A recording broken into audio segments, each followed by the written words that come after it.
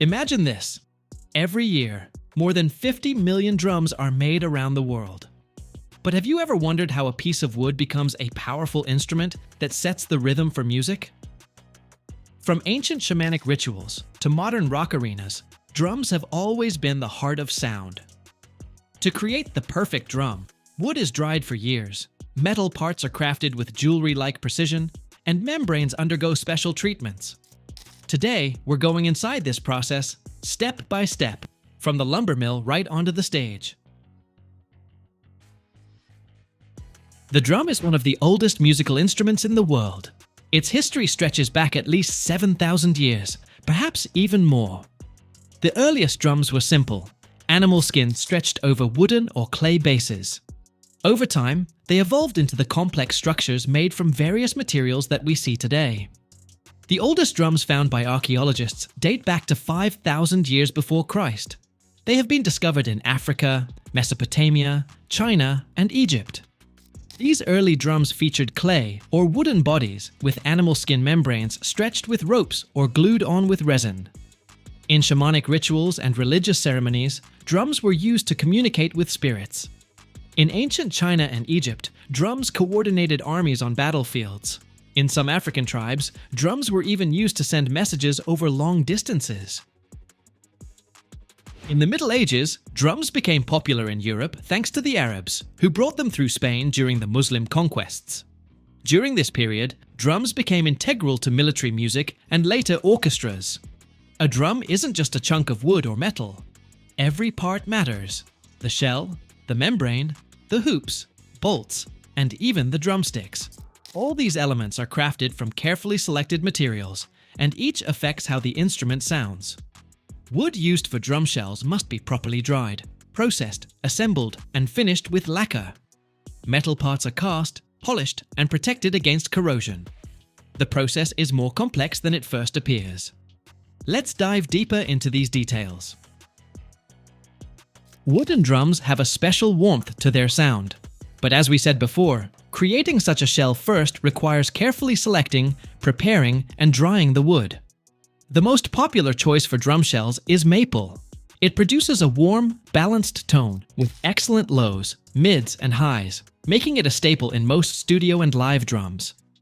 Birch provides a bright, aggressive sound, boosting the highs and lows, perfect for rock, metal, and live performances. Mahogany offers a deep, bass-rich sound with mellow highs, famously used in vintage drums from the 1950s and 1960s. Bobinga, a dense African hardwood, delivers a darker, powerful tone with great attack. More expensive, it's reserved for premium models. Oak, harder than maple, provides an exceptionally loud, penetrating sound ideal for live settings. Simply cutting down a tree and slicing it into boards is just the beginning. The tree must be harvested in a specific season, usually winter, when it contains the least moisture. Logs without cracks or knots are chosen. Freshly cut wood can have up to 60% moisture. First, the wood air dries outdoors for several months or even years. Then it undergoes kiln drying, reducing moisture content to between 8 and 12%. Next, boards are sliced into thin layers called plies, glued together under high pressure. The thickness of these wooden plies typically ranges from 0.024 inches to 0.118 inches. To produce uniform, thin layers without excess waste, several methods are used. Rotary cutting involves mounting logs onto special machines that spin them while blades peel thin, continuous wood strips, typically for budget drums. Bandsawing uses a flexible, continuous saw blade, moving in a loop to cut logs into thin plies. This method provides more precise cuts than rotary peeling and preserves the wood grain better, although it creates more waste. For high-end drums showcasing exotic wood grains, manufacturers employ veneer slicing. Logs or boards are fixed, then moved against a sharp blade to shave off thin sheets. Laser cutting is the least common method. Premium drums sometimes feature solid wood shells, providing unique tonal qualities. But today, we're not focusing on those. Let us know in the comments if you'd like a separate video dedicated to that topic. First, the plies are coated with special glue, then stacked, forming a multi-layered structure. The number of layers typically varies from 4 to 20, depending on the desired shell thickness. Next, this stack is placed into specialized molds, bending the wood into a perfectly round cylinder. Even pressure is crucial to prevent defects and air bubbles in the glue. Afterward, the shells dry for several hours or even days. Once the glue hardens, shells are removed, edges trimmed, sanded, and drilled for hardware. This method is economical and allows manufacturers to experiment with combinations of wood types to influence sound characteristics. Polishing and applying finishing coatings is primarily manual work, especially for high-quality or custom drums. Shell surfaces are carefully sanded, removing all irregularities. Sanding happens either by hand or machine, progressing from coarse to extremely fine abrasives, usually from 120 to 400 grit. For glossy lacquer finishes, manufacturers may first apply primer to prevent excessive absorption by wood pores. Oil or wax finishes are rubbed in manually using soft cloths or brushes, penetrating deeply into the wood pores, protecting from moisture and enhancing the natural color. Lacquer is sprayed in several thin layers, drying completely between each coat. This process is performed by skilled artisans manually or by automated equipment in large factories. After drying, shells receive a final polishing to achieve the desired gloss, ranging from matte to mirror-like shine. In large companies like Pearl or Yamaha, producing hundreds of drums, lacquer is applied automatically. Still, final finishing always occurs by hand, since even the best machines cannot match human precision. Boutique manufacturers such as Cravioto, Brady, or Noble & Cooley finish every shell entirely by hand, making each drum unique and even more expensive. Even wooden drum shells have numerous metal parts: hoops, tension rods, and grommets. Hoops are typically chrome-plated steel, brass, aluminum, or even wood. Tension rods are commonly stainless steel or brass. Grommets are small metal inserts reinforcing the drilled holes in the shell. How are metal parts produced? Metal is melted at high temperatures, then cast or machined into required shapes. These parts are sanded and polished, removing roughness, then coated with protective layers like chrome or nickel to prevent rust. Historically, drums featured animal skins: cow, goat, or buffalo. Nowadays, synthetic plastics are more common due to their stability, durability, and weather resistance. Natural animal skin, being organic, expands and contracts with humidity and temperature changes. Moisture makes skins softer and sounds duller, whereas dry conditions cause them to shrink and crack. Synthetic materials maintain consistent tension regardless of weather. Once tuned, synthetic drumheads remain stable until manually adjusted. Drumhead materials, whether skins or plastic, are cut into circular pieces, treated chemically for flexibility, then pressed and stretched onto metal hoops. Preparing animal skins is truly spectacular. Inside large workshops, air smells of smoke, salt, and something sharp. Huge wooden vats line the walls, holding pieces of skin that visibly change color. This isn't mere soaking. It's true alchemy transforming tough, uneven hides into perfect drumheads. Initially, skins soak in large vats containing lime solutions, softening them and removing hair. After several hours or days, skins become lighter but still coarse. Next, they're treated with tanning substances, penetrating their structure on a molecular level. Vats emit steam. The aromas of wood, metal, and rawhide blend in the air. To avoid excessive stiffness, skins are stretched onto large wooden frames. Craftsmen stretch the skins manually, feeling thickness with their fingers. Sometimes steam is used, filling the workshop with thick vapor as skins are warmed before final treatment. Lastly, skins are rubbed with special mixtures: oils, waxes, sometimes herbal extracts. This keeps them flexible yet strong. In some regions, they're even smoked, imparting a light, smoky scent and improved water resistance. Even the best drum won't sound great without proper drumsticks. These are also crafted from carefully selected wood. Wood, typically hickory, maple, or oak, is sawn into blanks and air-dried naturally. But this takes time, so kilns usually speed the process, carefully controlling temperature and humidity, aiming for moisture content of 6 to 8%. Correct moisture levels are critical. Too moist, sticks warp. Too dry, they become brittle. Dried blanks are shaped on high-speed lathes. Each stick must have identical diameters. Otherwise, sticks within pairs produce different sounds. Simply turning a round stick isn't enough. Tip shape, taper in the middle, and weight distribution define how sticks sound when striking drums. High-speed lathes achieve precision within thousandths of an inch to ensure consistent quality. Every single year, the world's oceans are left with hundreds of gigantic liners that used to be floating cities. Imagine this. Only one specialized shipyard in the country of India dismantles over 400 ships per year, and the utilization of just one cruise liner can yield up to about 44,000 short tons of steel. How does a vessel that once cost billions of dollars turn into a heap of scrap metal? Who makes money on this process? And why do the majority of ships finish their journey in southern Asia? Let us examine this process from the very first blueprint all the way to the very last cutting of the hull. Private yachts are produced all over the world, including in the United Kingdom, the Netherlands, Italy, and Turkey. But the major cruise liner production hubs are located in France, Germany, Italy, and Finland, where industry giants such as Chantier de l'Atlantique, Meyer Werft, and Fincantieri operate. Everything begins with the creation of a project, during which engineers and designers develop the overall structure, choose materials, and determine the technical specifications of the vessel. The design phase can last anywhere from 6 months to 5 years. Once it is approved, the shipyard begins manufacturing the main metal sections of the hull, which are later joined together in a massive dry dock or a specialized construction hangar. Construction starts with the production of large steel or aluminum sections that will form the hull. First, enormous sheets of metal are cut using laser or plasma cutting, and then they are joined by welding to create separate blocks. Each block can weigh anywhere from about 55 short tons to about 330 short tons, and their total number may reach into the hundreds, depending on the ship's size. After the welding is completed, the sections are painted with anti-corrosion coating and moved into a massive assembly dock, where the hull begins to take shape.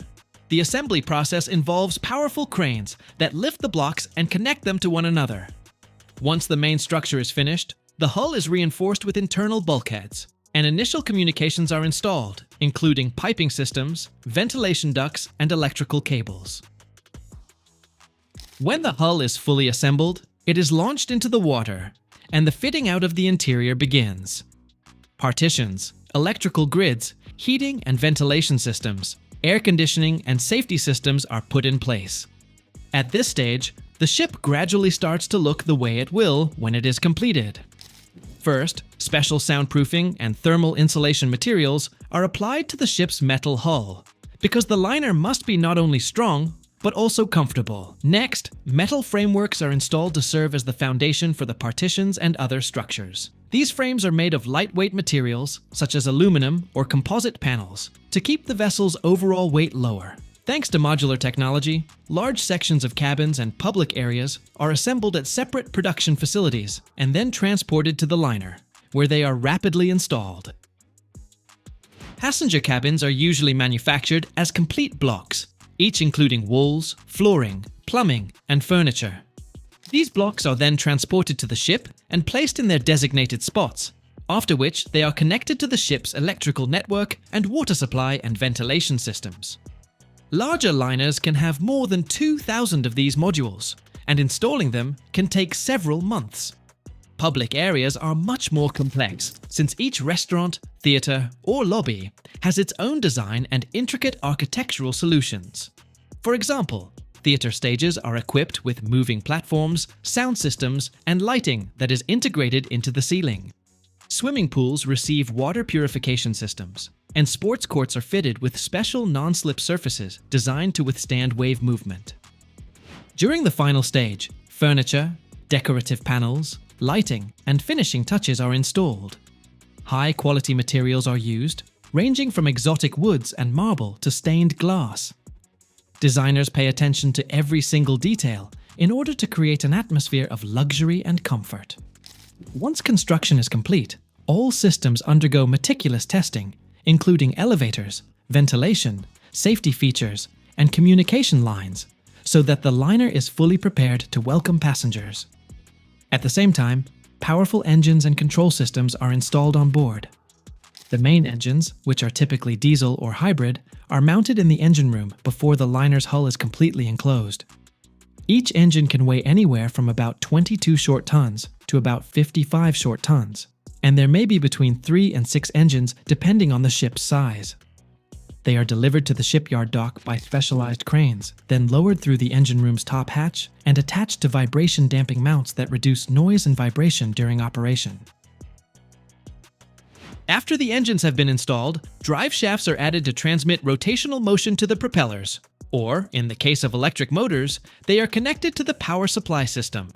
Most modern liners use azipod units, which are powerful electric motors capable of rotating around their own axis, giving the ship excellent maneuverability. All power units are connected to control systems located on the bridge and in the engine room. Once every technical system is in place, the liner is readied for its initial tests. First, static tests are conducted while the ship is still in the dock, checking how the engines function without leaving port.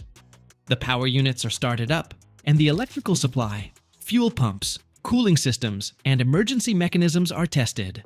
Computerized control systems, which manage navigation, automatic speed adjustment, and ship stability, are also checked at this stage. Following these static tests, the liner is launched for sea trials, which last from about 2 weeks to about 6 weeks and include checking speed, maneuverability, and the operation of all systems under real-world conditions. The captain and technical personnel test how the vessel responds to commands, examining braking efficiency and the performance of the stabilization systems. The liner is taken into open water, where the engines are tested at maximum power. Fuel consumption is measured, and noise and vibration levels in cabins and public areas are evaluated. In the final phase of testing, safety systems are examined by simulating emergency scenarios, testing firefighting systems, lifeboats, evacuation routes, and communication with shore-based services. Only after all tests are successfully completed is the liner formally handed over to the client, and it sets sail on its maiden voyage. But sooner or later, every liner heads out on its last voyage. Since no technology lasts forever, what happens to yachts and other vessels afterward? Are they actually utilized? And if so, how? According to data from the International Maritime Organization, around 1,000 seagoing vessels are utilized each year, of which about 200 are large cruise liners and passenger ships. Most of these vessels are dismantled in South Asian countries such as India, Bangladesh, and Pakistan, where the world's largest ship utilization shipyards are located. For instance, in the city of Alang in India, there is one of the biggest shipyards, which processes over 400 ships per year.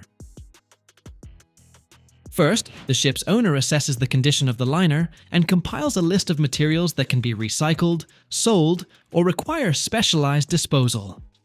The utilization of a single large cruise liner can produce up to about 44,000 short tons of steel, which, after recycling, is used in construction and other industries.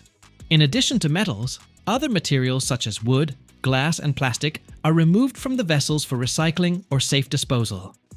During this period, the ship heads to the specialized shipyard that handles the disassembly of ships. The largest of these facilities are located in India, Bangladesh, Turkey, and Pakistan. The liner or yacht makes its way to the site for utilization under its own power, or is towed if its engines are no longer functional. When the vessel arrives at the shipyard, the preparatory work begins.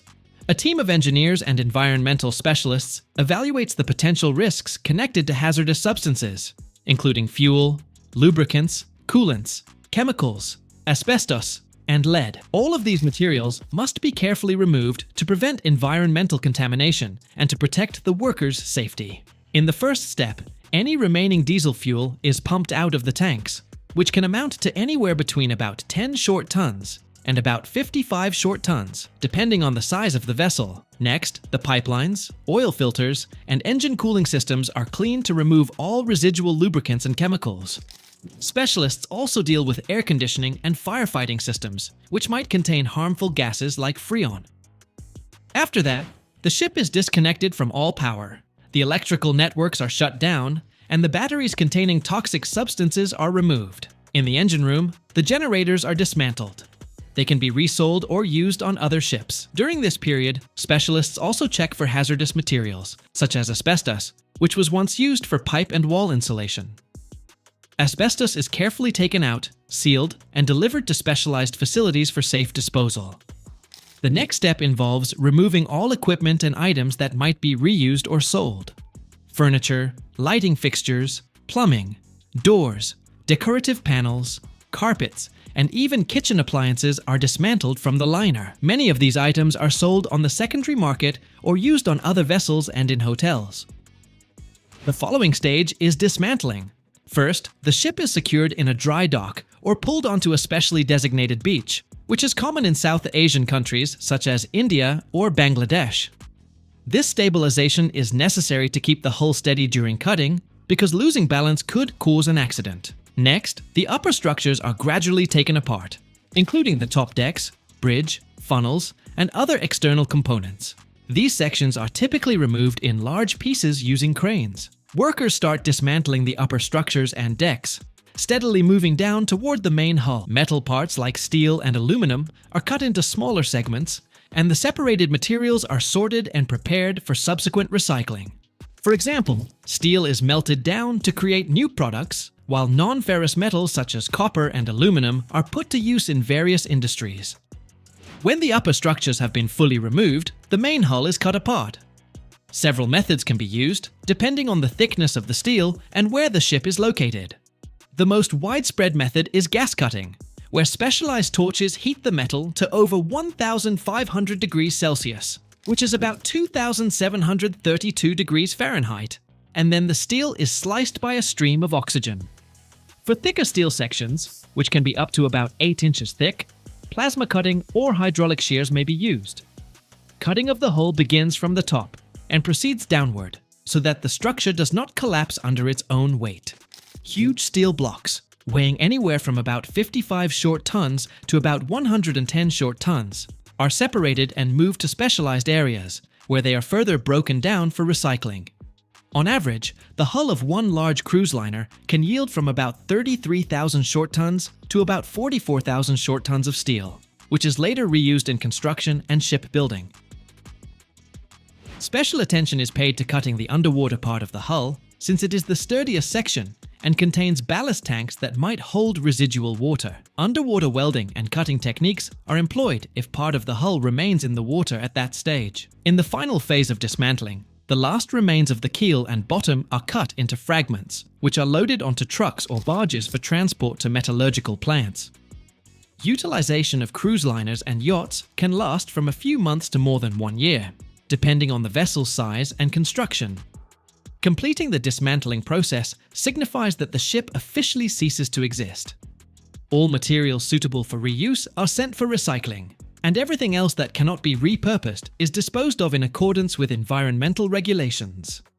It is important to note that the utilization process must meet international environmental standards. Organizations such as the International Maritime Organization develop guidelines and standards for the environmentally sound utilization of ships, known as the Hong Kong International Convention for the Safe and Environmentally Sound Recycling of Ships. Every single year, more than 20 million short tons of dairy products are produced worldwide, and Nestlé condensed milk takes a significant portion of that total. Just imagine this. Each day, over 100,000 gallons of milk arrive at the company's factories, but even the freshest milk still shows up dirty. Yes, indeed, microscopic particles of dust, feed, and even traces of blood can make their way inside. How do they turn all that into perfectly smooth, thick condensed milk that melts in your mouth? And why would it be a completely different product without those tiny lactose crystals? Watch until the very end. You will not believe what every drop goes through. Today, Nestlé is one of the leading global companies in the food industry, and its products, including condensed milk, are represented in many markets around the world. It all started in the year 1866, when the Anglo-Swiss Condensed Milk Company was founded, becoming the very first to produce condensed milk in Europe. Meanwhile, in the year 1867, the Swiss pharmacist Henri Nestlé developed the first infant milk formula, which marked the beginning of the Nestlé brand. Nestlé began producing condensed milk in the 1870s, entering into direct competition with Anglo-Swiss. However, in the year 1905, the two companies united, forming one large corporation called Nestlé and Anglo-Swiss Condensed Milk Company. This move provided the impetus for rapid development of condensed milk production and export all over the world. Initially, condensed milk was positioned as a nutritious and long-lasting product that could replace fresh milk, especially in regions with limited access to high-quality dairy. Because of its prolonged shelf life and ease of transportation, it quickly gained popularity, not only among military personnel and travelers, but also in everyday family life. In the United States of America, Nestlé began its active condensed milk production at the start of the 20th century, constructing its factories and expanding its market presence. Over time, the brand came to be associated with high quality, and Nestlé condensed milk became an integral part of culinary culture, especially in desserts, baked goods, and coffee beverages. Today, Nestlé continues to produce condensed milk under different brand names, supplying markets in the United States of America and worldwide with products that combine tradition and modern standards of quality. The milk that is delivered to Nestlé factories is subject to extremely strict requirements. The company adheres to international quality and safety standards to guarantee the production of flawless products. Milk is supplied from verified dairy farms, where cows receive balanced nutrition and veterinary care. Before being sent to the factory, the milk undergoes its initial quality tests right there on the farm. The level of fat, protein, and the absence of antibiotics or other unwanted impurities are checked. Milk is transported in special refrigerated stainless steel tanks. The temperature during transportation is maintained at approximately 39 degrees Fahrenheit to preserve freshness and prevent bacterial growth. These tanks are sealed and regularly disinfected to ensure the highest standards of hygiene are upheld. Every day, around 100,000 gallons of milk arrive at Nestlé factories. Once the milk reaches the factory, it is tested again in the laboratory. Only then does it go into the main production process. The milk that makes the cut is fresh, safe, and of the finest quality. Precisely what becomes the foundation for the legendary Nestlé condensed milk. But how does it become so exceptional? An interesting fact is that no matter how perfect the process might be, the milk inevitably arrives at the factory dirty. As surprising as it may sound, the milk can contain microscopic particles that end up there during milking or transportation. These may be small leftovers of feed, dust, tiny bits of dirt from milking equipment, or other undesirable elements that are invisible to the naked eye. It is totally normal, since milk is a natural product, and these microscopic contaminants may appear during milking or storage. Cleaning and filtration are essential steps at the factory, which make the milk cleaner and safer for consumption by removing such particles. After the milk arrives, it first passes through filters that trap larger particles like hair, bits of feed, dust, or any other visible impurities. This is the primary step in getting rid of coarse debris. Next, the milk may go through a centrifuge. During this process, the milk spins at high speed, and due to centrifugal force, heavier particles like fat, impurities, or even traces of blood that might have entered the milk during milking are separated. You might wonder where blood could come from. I will explain. In a cow's body, blood is what transforms into milk in a complex biological process. Plus, an animal can have minor scrapes. Centrifugation also allows for standardizing the milk's fat content, if necessary, depending on whether high-fat or low-fat milk is being produced. The next phase is microfiltration. This is a finer filtration method that uses special membranes to remove small particles and microorganisms. It helps ensure even greater purity of the milk, which is crucial for the safety of the final product. After filtration, the milk is cooled to a low temperature, around 40 degrees Fahrenheit, to maintain freshness until further processing steps, such as pasteurization. Initially, the cleaned and cooled milk is temporarily stored in large, sterile stainless steel tanks. The pasteurization process at large factories like Nestlé is fully automated. When pasteurization begins, the milk flows from the tanks to the pasteurization units through sealed pipes. These pipes are made of stainless steel, which eliminates the possibility of contaminating the milk during transfer. Before entering the pasteurization apparatus, the milk may once again pass through filters for additional removal of any small particles that might still be present. The milk is pumped through the system by pumps that regulate both pressure and flow rate, ensuring a smooth, continuous process. The milk goes directly into a plate or tubular heat exchanger, which is a specialized piece of equipment that rapidly raises the milk to the necessary pasteurization temperature. The tubes or plates are heated by hot water or steam, and as the milk passes through them, it is heated to the required temperature, for example around 167 degrees Fahrenheit.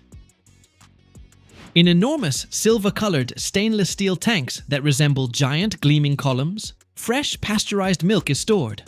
Through a network of intertwining pipes, which seem almost like steel veins, the milk travels to separators, machines that rotate at extremely high speed, creating a fascinating visual effect. Inside these machines, the milk is separated into cream and skim milk under the influence of tremendous centrifugal force, which is difficult even to imagine. The large storage tanks at factories like Nestlé can hold anywhere from 5,000 to 50,000 gallons of milk, depending on the scale of production. The most common tanks have a capacity of about 30,000 gallons. On special display screens, digital readouts show the fat content, density, and temperature. Everything is under strict control. Robotic arms measure the exact amount of cream, blending it with skim milk to achieve the perfect balance. This step is reminiscent of how an artist carefully selects just the right shades of paint for a canvas. This is milk standardization. The process is automated and appears almost futuristic. Pipes carrying the milk, immaculate cleanliness, the hum of high-speed machines, and precision down to the thousandths of an ounce. The standardized milk comes out of this system, prepared for the next steps. To make sweet condensed milk, they add sugar, which can be around 40 or 45% of the mixture. Sugar here does more than just sweeten, it also acts as a preservative, helping the product last longer. The primary stage is removing excess water. The milk and sugar mixture is fed into vacuum evaporation systems, where, under reduced pressure, the blend is heated to approximately 150 degrees Fahrenheit. Thanks to the vacuum, the water evaporates quickly without scorching the milk. The outcome is a thicker mass with a significantly lower water content, about 30% instead of 87%, which is found in ordinary milk. After evaporation, this milk mass is still very hot and extremely thick. It is transferred to special cooling tanks, where cold water or a cooling fluid circulates along the walls. These are huge metal containers through which a chill seeps, almost like a gentle winter breeze. Large paddles, similar to giant mixers, slowly stir the milk, turning smoothly and steadily, so the mass does not settle or stick to the walls. The process is slightly like making ice cream. The hot mixture gradually cools down to about 90 degrees Fahrenheit. When the temperature reaches the right point, lactose crystals, milk sugar, are introduced into the mixture. These tiny, almost imperceptible particles act as seeds for the formation of thousands upon thousands of microscopic crystals in the milk mass. The milk continues to be gently stirred, and the crystals begin to grow in a very uniform way, thanks to precise temperature control and carefully managed stirring speed. If this process is disrupted, the crystals become too large, and then the condensed milk would end up grainy rather than smooth and creamy in texture. At the end of this process, the condensed milk attains the smooth, thick consistency, with a slight sheen that we all recognize.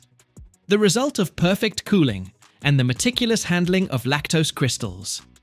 In this way, from the chaotic ocean of hot milk emerges the sweet and tender product we know as condensed milk. Before packaging, the condensed milk is filtered one more time to remove any possible remaining unwanted particles and is tested for compliance with the standards. The finished condensed milk is packaged into cans, tubes, or pouches in aseptic conditions, sealed tightly, and then sent for cooling. Afterward, the product is ready for storage and distribution. Every year, more than 22,000 short tons of amethyst are mined all over the world. But how do these unique purple crystals end up on display in jewelry stores? Picture enormous geodes, each roughly the size of a person, packed with dazzling crystals that miners extract from remote regions in Brazil, Uruguay, and Africa. Some of these geodes are so rare that they are transported by helicopters. However, did you know that only about 10% of all discovered amethysts are of jewelry quality? Let us dive into a world where nature creates masterpieces and humankind unveils them for everyone to see. Brazil is one of the largest suppliers of amethyst on the planet. The main deposits are located in the states of Rio Grande do Sul and Minas Gerais. In Brazil, amethyst geodes are often found, which are hollow stone formations lined with crystals on the inside. Some geodes can reach over 9 feet in height. Uruguay is famous for its amethyst that has a rich, dark purple hue. This stone is usually of higher quality than the Brazilian variety. Geodes from Uruguay are considered extremely valuable because of their depth of color. The African continent, particularly Zambia, is also an important source of amethyst. Zambian amethysts feature a unique purple color with a bluish tint. They are mined in considerable volume, but the deposits are located in hard-to-reach regions, making transportation more complicated. Amethyst deposits in the United States are not as large-scale as in Brazil or Uruguay, but they have their own special history and appeal. The amethyst found in the United States is prized for its vibrant coloring, historical significance, and local popularity. So, let us take a closer look at the main locations and their distinctive features. Four Peaks is the most renowned and likely the largest amethyst deposit in the United States, situated in Arizona, at an elevation of about 7,545 feet above sea level. The amethyst from Four Peaks is noted for its deep purple color with a subtle reddish glow. Many believe these stones can compete in quality with even the most valuable specimens from Uruguay. The deposit is located in an extremely challenging spot. There are no roads, so miners and equipment are transported by helicopters or on mules. This is one reason why stones from this deposit are so expensive. The mining process is physically demanding and costly. Most of these mines are small, and much of the work is done manually to avoid damaging the crystals. A modest region in the northern part of Georgia is home to lighter, pastel-toned amethysts.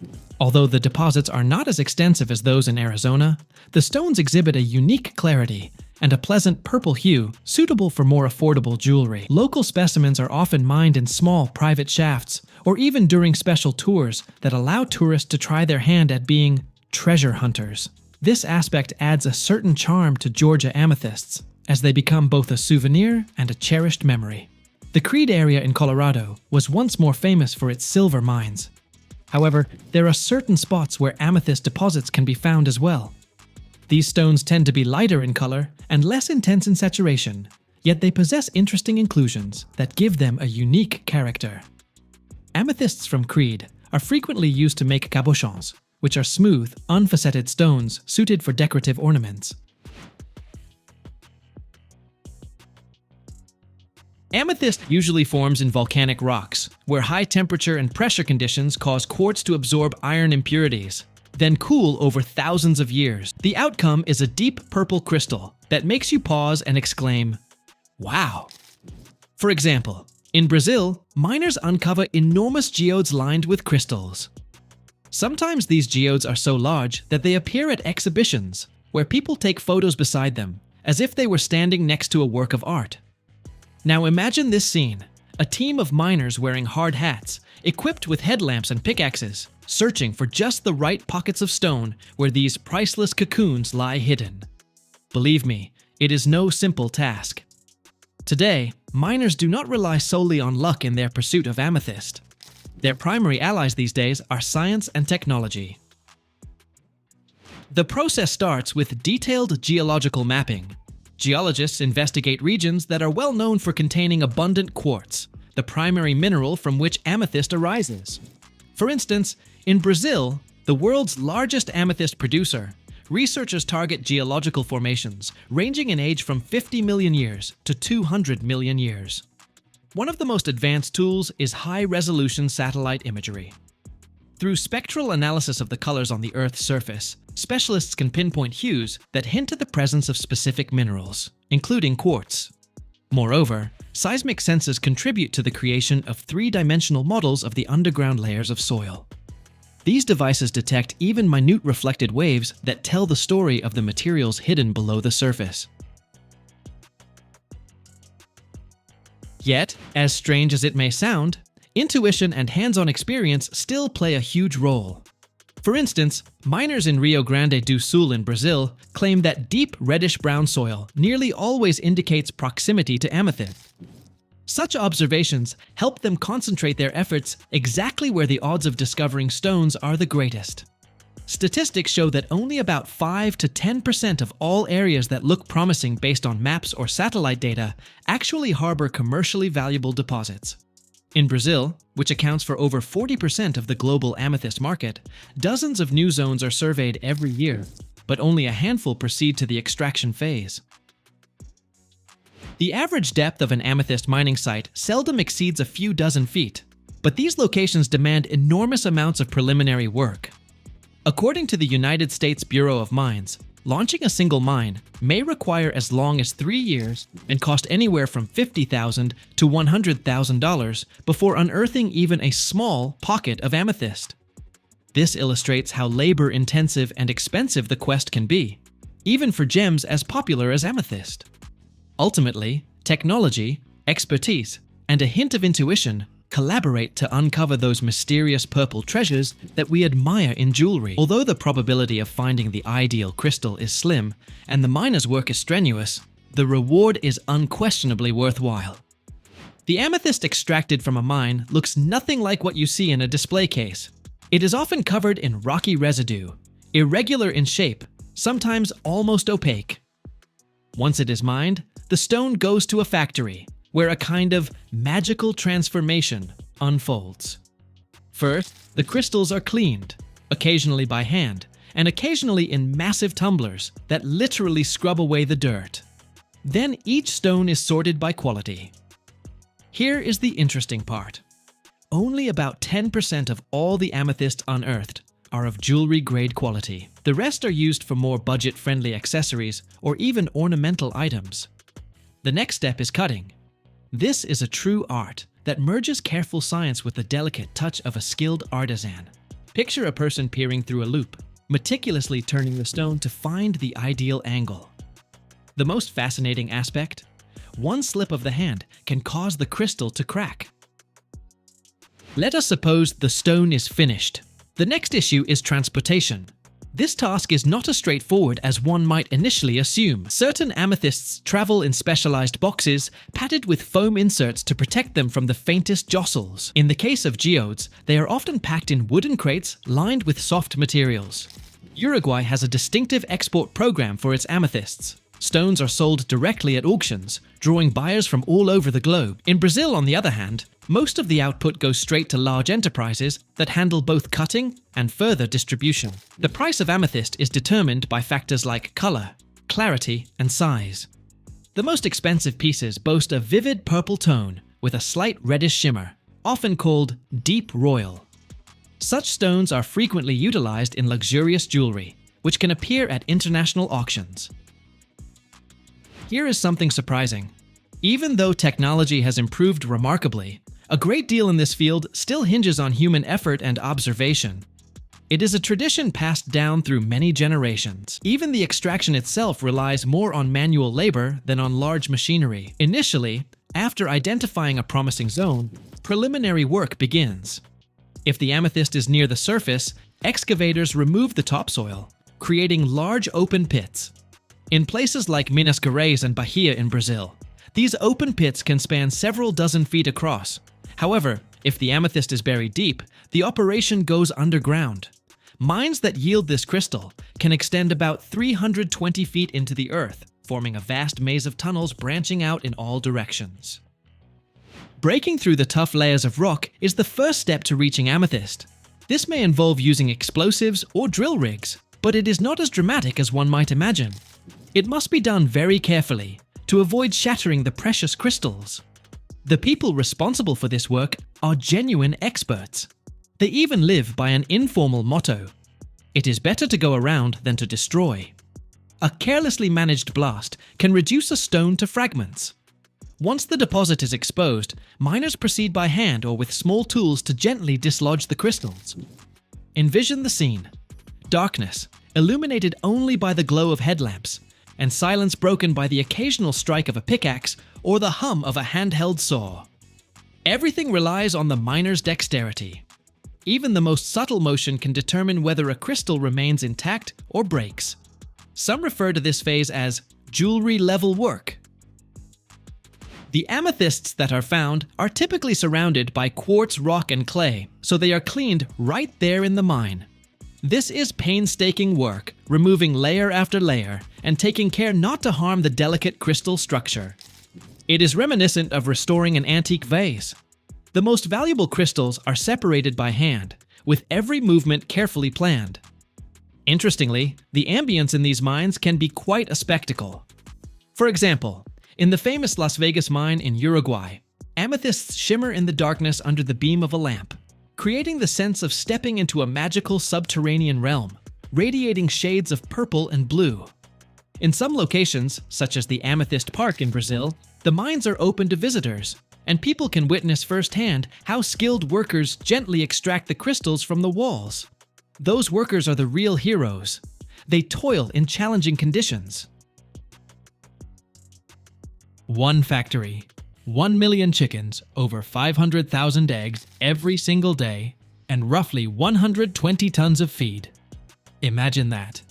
Automated systems handle feeding, sorting, and packaging to keep this process running non-stop. Every day, these chickens drink enough water to fill 29 Olympic-sized swimming pools. Modern tech makes it possible for a chicken metropolis to run with just about 100 workers. How is that even possible? You'll find out in our video. Chickens on large farms are kept either in cages or in free-range systems. If they're in cages, these are arranged in multi-level rows. Think of it like a chicken skyscraper. Each cage has everything a chicken needs: perches, feeders, drinkers, and even a sloped floor so eggs roll straight into a collection tray after being laid. On the other hand, free-range chickens have more space to roam. They get access to the outdoors, though it's usually not a lush green field, but specially designed enclosed areas. Even in these systems, everything is organized down to the smallest detail. This factory houses 1 million chickens in a caged system, covering over 25 acres. By comparison, the same number of birds in a free-range system would need more than 80 acres. Here's another fascinating fact. Modern farms maximize vertical space, especially in caged systems, to optimize efficiency. Most of the area is used for multi-level production facilities, housing cages, feed silos, sorting rooms, and staff areas. The chickens are fed specially formulated feed to ensure consistent egg production. This feed is a mix of grains, corn, soybeans, and added vitamins and minerals. And here's the kicker. Every single gram of feed is crucial because it determines the quality and quantity of the eggs. Feed is constantly tested for protein, calcium, and potential contaminants. Some farms even add herbal extracts to keep the chickens healthy without antibiotics. Large farms use automated feeding systems. Feed is distributed through pipes or conveyor belts, filling feeders in the cages or barns. Sensors monitor feed levels and automatically dispense more when needed. Chickens receive feed tailored to their stage of life. Young chicks get starter feed rich in protein and energy.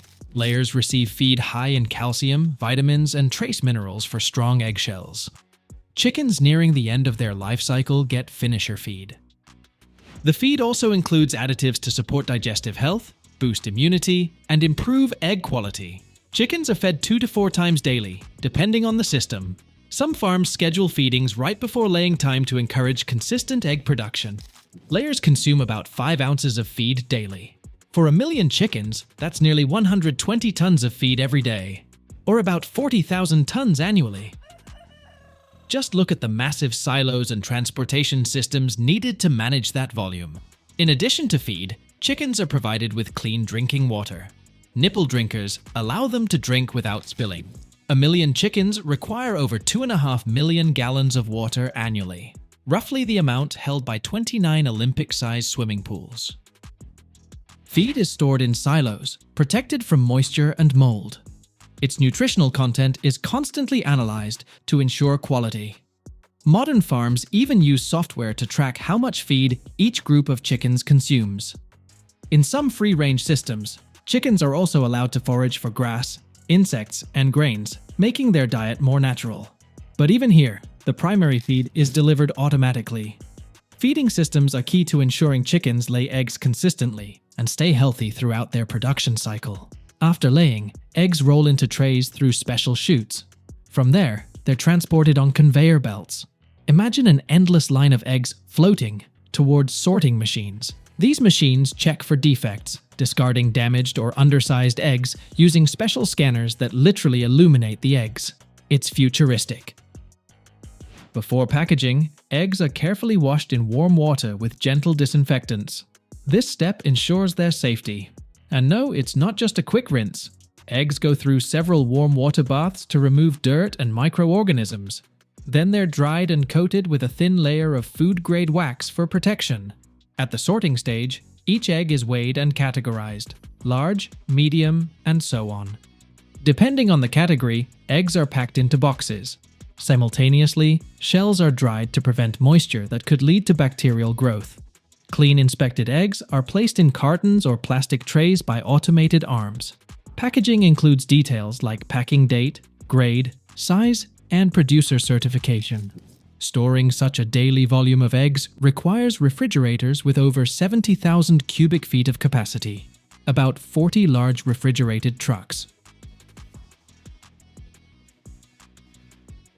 After packaging, eggs are sent to storage facilities or logistics centers. Here, strict temperature controls between 32 and 40 degrees Fahrenheit keep them fresh. Eggs are transported in refrigerated trucks to prevent spoilage. At distribution centers, eggs are sorted based on supermarket orders and quickly delivered to stores or markets. Modern logistics systems reduce the time from farm to shelf to just a few days. Once on supermarket shelves, eggs are stored in refrigerators to maintain freshness. Consistent storage temperatures are crucial because sudden changes can cause condensation, increasing the risk of shell contamination.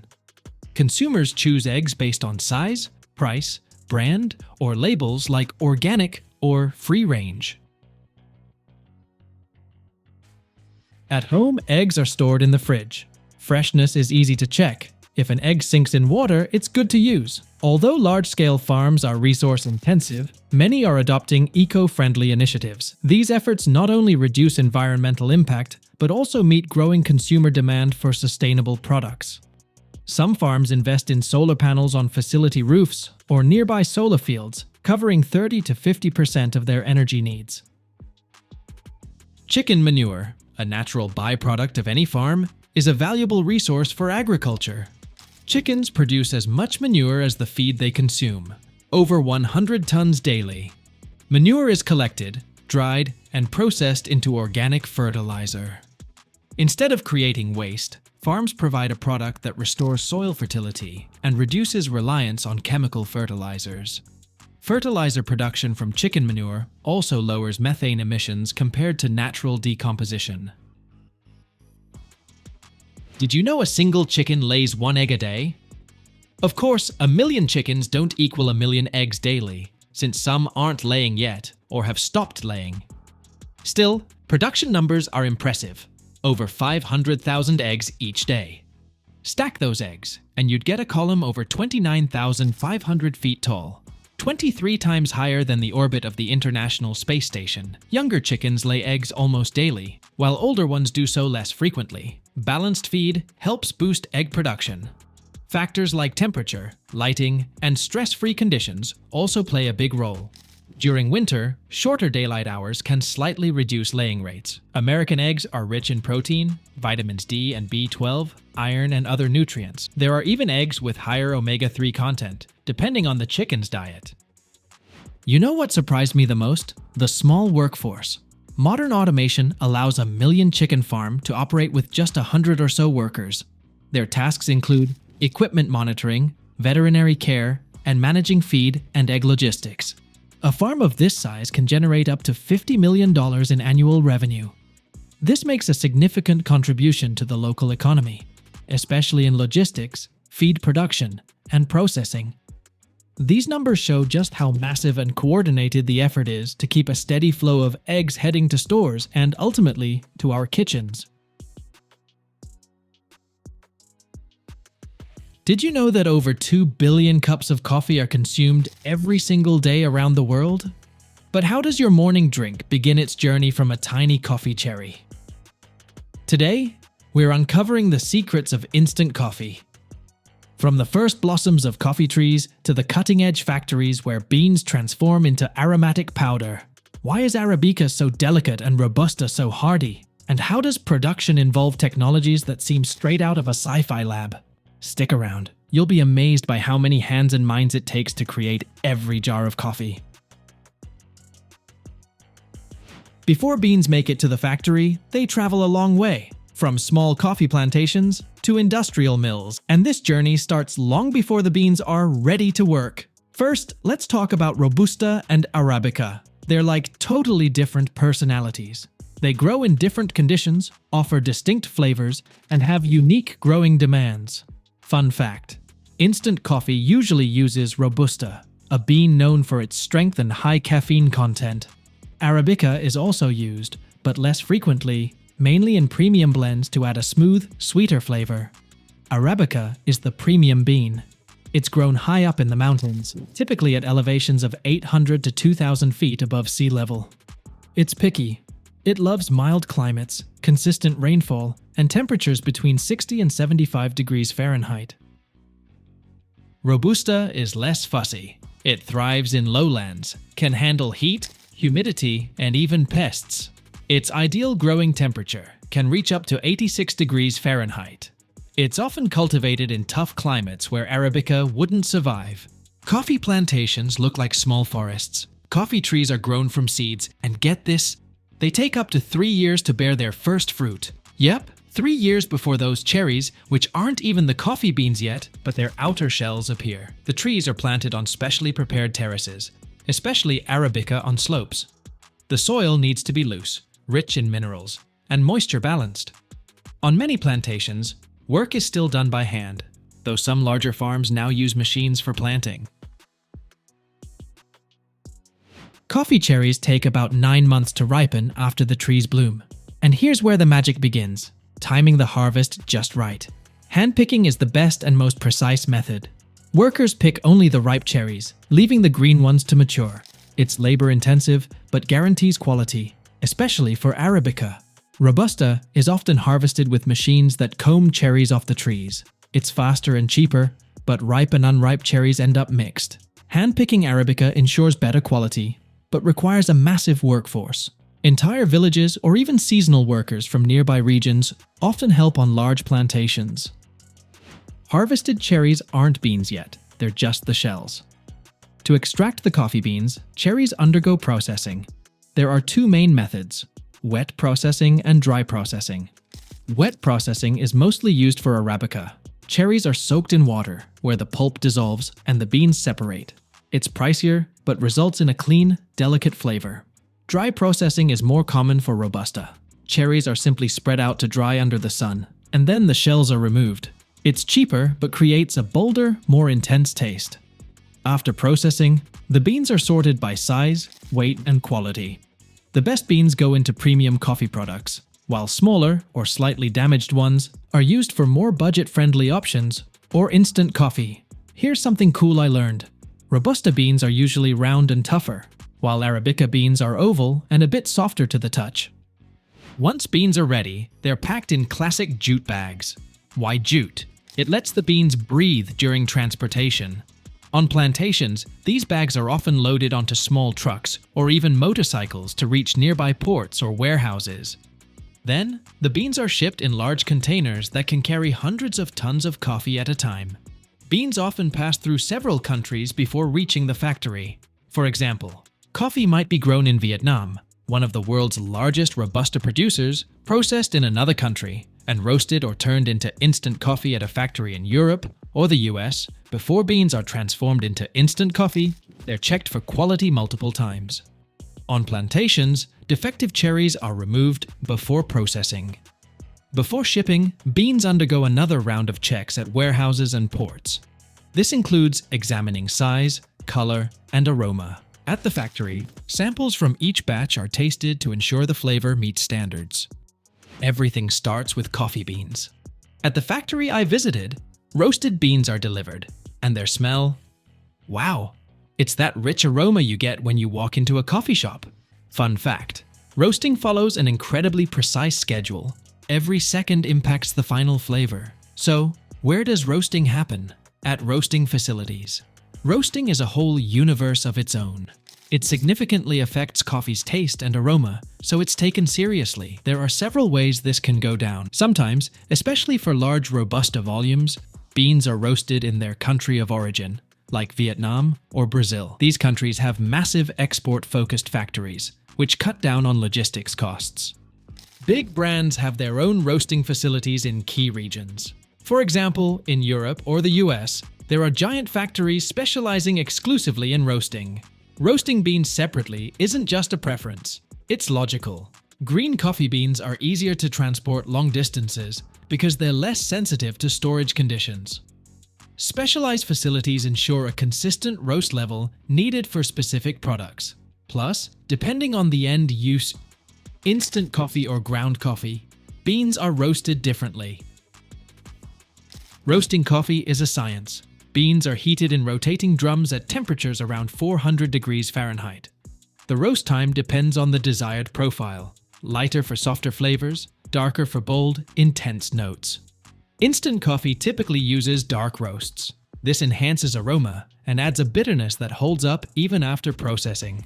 Roasted beans are cooled and packed to preserve their aroma. The factory receives this semi-finished product and focuses on its processes. It's a bit like a chef starting with a ready-made base to create a masterpiece. The first step after delivery is grinding the beans to a dust-like consistency. No, this isn't your regular grind for a French press or espresso. Industrial mills turn beans into particles finer than sand grains. Why so fine? I asked one of the staff. The answer was simple. The smaller the particles, the more efficiently the flavor and aroma are extracted in the next steps. Here's where the real chemistry begins. The ground powder goes into special extraction chambers, where it's brewed with hot water under pressure. Think of it as a giant coffee maker. This is where all the flavor and aroma you enjoy in your instant coffee are drawn out. What surprised me? The water temperature is controlled to the exact degree to avoid overbrewing. If it's too hot, the taste becomes bitter. Too cool, and the coffee loses its richness. The extract from these chambers undergoes multi-stage filtration. All unwanted particles are removed, leaving only a liquid concentrate. This concentrate looks like thick syrup and has such a strong aroma, it'll make your head spin. Next comes the most fascinating part. The liquid concentrate is turned into powder or granules using two main methods: spray drying or freeze drying. Spray drying involves blasting hot air to dry droplets of concentrate, leaving behind dry powder. It's fast and relatively cheap, but sometimes loses some aroma. Freeze drying is more complex. The concentrate is first frozen to extremely low temperatures, then sublimated, turning ice into vapor and leaving dry granules behind. It's pricier, but preserves maximum flavor. At the factory I visited, both methods were used depending on the coffee type. For premium lines, only freeze drying was used. The finished powder or granules are packed into jars, sachets, or sticks. It's all automated. Machines measure exact amounts, seal the packages, and add protective valves to preserve aroma. By the way, these valves are a real technological breakthrough. They let air out of the jar, but don't let it back in. You might wonder, how do they keep the aroma? The secret is that some of the coffee oils and aromatic compounds lost during extraction are collected separately and added back to the final product. It's like a little bonus that makes instant coffee so familiar and fragrant. Is instant coffee real coffee? You know, I was a bit skeptical myself until I saw the whole process. It really is 100% coffee, just with a touch of engineering magic. Actually, scratch that, it's more like technical mastery. The difference between instant coffee and freshly brewed coffee is like the difference between homemade pizza and takeout pizza. They're both great, but in different ways. Instant coffee is quicker, more convenient, and still incredibly flavorful when done right. After the tour, I was blown away by how intricate and well thought out the process is. And you know what amazed me the most? The sheer number of people involved, from engineers monitoring the equipment to tasters checking every batch. Yes, tasters.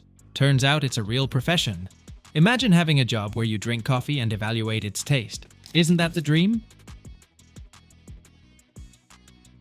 Instant coffee isn't just powder in a jar.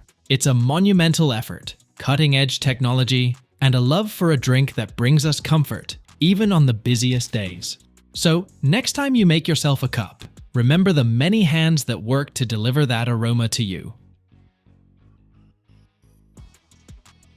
How do you build an engine that can handle temperatures over 3,200 degrees Fahrenheit and carry a Boeing jet across the ocean? Sounds like science fiction, right? But this is the reality of modern engineering. Imagine this. Every single part, from turbine blades to combustion chambers, is crafted with micrometer precision. Metals that don't melt under extreme heat and 3D printing that's changing the game. Dive into the process of creating the heart of an airplane, where every inch truly matters. This is the magic of technology. Turbofan engines that power sky giants like Boeing and Airbus planes might seem like something straight out of a sci-fi movie, but they're the pinnacle of engineering genius. So how do you take tens of thousands of parts and ingredients, almost like puzzle pieces, and turn them into these incredible machines? Ordinary metals simply won't cut it. These engines have to function in conditions where temperatures soar above 1,800 degrees Fahrenheit. That's hellishly hot, and regular steel just can't take it. Enter titanium alloys, lightweight, incredibly strong, and heat-resistant. For the hottest parts of the engine, nickel-based superalloys are used. And trust me, these are no ordinary metals. They're 21st century alchemy. Carbon fiber composites, by the way, are used in the fan blades to reduce weight while maintaining strength. This extreme heat is generated during the combustion process in the engine's combustion chamber, arguably one of the most critical components of a turbofan engine. Here's how it works. Aviation fuel, typically jet fuel, mixes with air and ignites, producing superheated gases. These gases accelerate to insane speeds and temperatures, often exceeding 1,800 degrees Fahrenheit, sometimes even reaching 2,700 degrees in modern engines. This heat is vital for achieving maximum thrust efficiency. The hotter and faster the gases, the more energy they produce to drive the turbine and propel the aircraft forward. Here lies the ultimate challenge. The engine not only needs to endure these extreme conditions, but also perform flawlessly, without a single hiccup. That's why cutting-edge materials like titanium alloys and specialized composites are a must. They can withstand both extreme heat and intense mechanical stress. You know what's truly mind-blowing about making these engines? Even individual components like turbine blades are crafted with micrometer precision. For example, blades are cast in a vacuum to ensure they're free of even the tiniest cracks. Some blades are designed with a single crystal structure, meaning the metal has zero seams. But wait, there's more. 3D printing? Yup, it's used too, especially for intricate parts that traditional casting just can't handle. Turbine blades are the heart of the engine. They operate in the hottest zone, converting the energy from the hot gases into rotational movement. First, a wax model of the blade is created. It's almost like artistic sculpting. Only here, precision down to micrometers is crucial. This wax model is then dipped into a special ceramic solution, which hardens into a strong mold. The wax inside is melted away, leaving a perfect cast for the blade. The ceramic mold is now ready for the most critical stage. Now comes the real show. Superalloys, made of nickel, chromium, and other heat-resistant metals, are melted in a special furnace to temperatures exceeding 2,000 degrees Fahrenheit. This molten metal is poured into the ceramic mold. But here's the catch. It's not just about the material, it's about how it's done. To ensure the blade can handle enormous temperatures and stresses, it's often cast as a single crystal. This means the entire piece of metal has no seams, micro cracks, or grains like regular metals do. Why is this important? In these conditions, seams or cracks are like a ticking time bomb. One small flaw, and the blade fails. Single crystals are grown through a slow cooling process. The mold filled with molten metal is gradually lowered into the cooling zone of the furnace. This process can take days, but the result? A blade that's incredibly strong and durable. Once the metal cools, the ceramic mold is broken away, and the blade undergoes meticulous polishing. A special heat-resistant coating may be applied to help it withstand extreme temperatures even longer. And yes, each blade is inspected individually. Even the slightest defect means it won't make the cut. Fuel nozzles, combustion chamber parts, or even compressor blades in aviation are often made using 3D printing. For instance, GE Aviation prints fuel nozzles for its engines that are 25% lighter but 5 times stronger than traditional ones. Layer by layer, using powder and light, components are created that make planes fly faster, farther, and more efficiently. First, engineers create a digital 3D model of the part with maximum precision. Every curve and cavity matters. Why?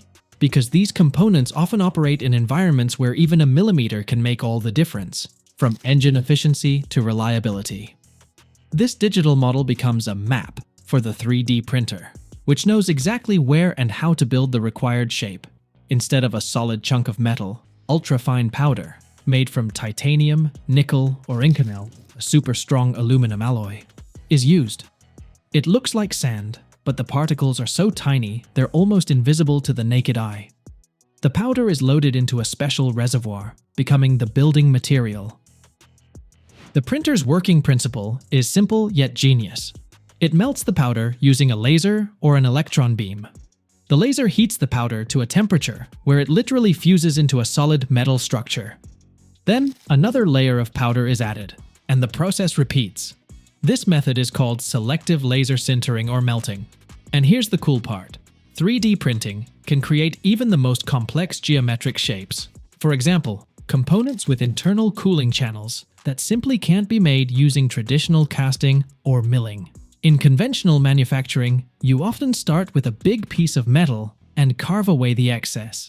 It's not only time-consuming, but also expensive because so much material gets wasted. 3D printing flips the script. You only create what's needed, with zero waste. But the part isn't ready yet. After printing, it undergoes heat treatment, heating, and gradually cooling to relieve internal stresses in the metal. Then comes final grinding, polishing, or machining to fine-tune precision. And of course, every part undergoes rigorous testing. Because here's the thing, if a part fails under pressure, the consequences could be catastrophic. Engine assembly takes place in a massive hangar, where every inch of space is filled with tools, engine parts, and technicians in overalls, all focused on creating something extraordinary. This is the final stage of building an aircraft engine. Here, individual components, like blades, compressors, combustion chambers, and casings, come together to form a single unit capable of lifting an airplane into the sky. It all starts with the engine casing, a giant metal cylinder that serves as the skeleton where everything else is attached. The casing is made from titanium or nickel alloys because it has to withstand insane forces. Engineers work like watchmakers. The casing is mounted on a massive rig to ensure perfect alignment. Then come the compressors, rows of blades responsible for compressing air before it enters the combustion chamber. Each blade is installed one by one, almost like decorating a giant wheel. Every single blade is manually inspected because even the tiniest defect could ruin the entire assembly. After the compressors, it's time for the turbines. These are the blades that convert gas energy into movement. They're installed with such precision that the gap between the blades and the casing is sometimes measured in micrometers. Next comes the combustion chamber, the engine's hell zone. This is where compressed air mixes with fuel and ignites. Engineers install special nozzles to ensure fuel is delivered evenly, and everything here has to be flawless. A nozzle at the wrong angle could reduce efficiency or even cause engine failure. Running through the entire engine is a central shaft, essentially the backbone. At one end of the shaft is a fan, a massive wheel at the front of the engine, and at the other end is the turbine.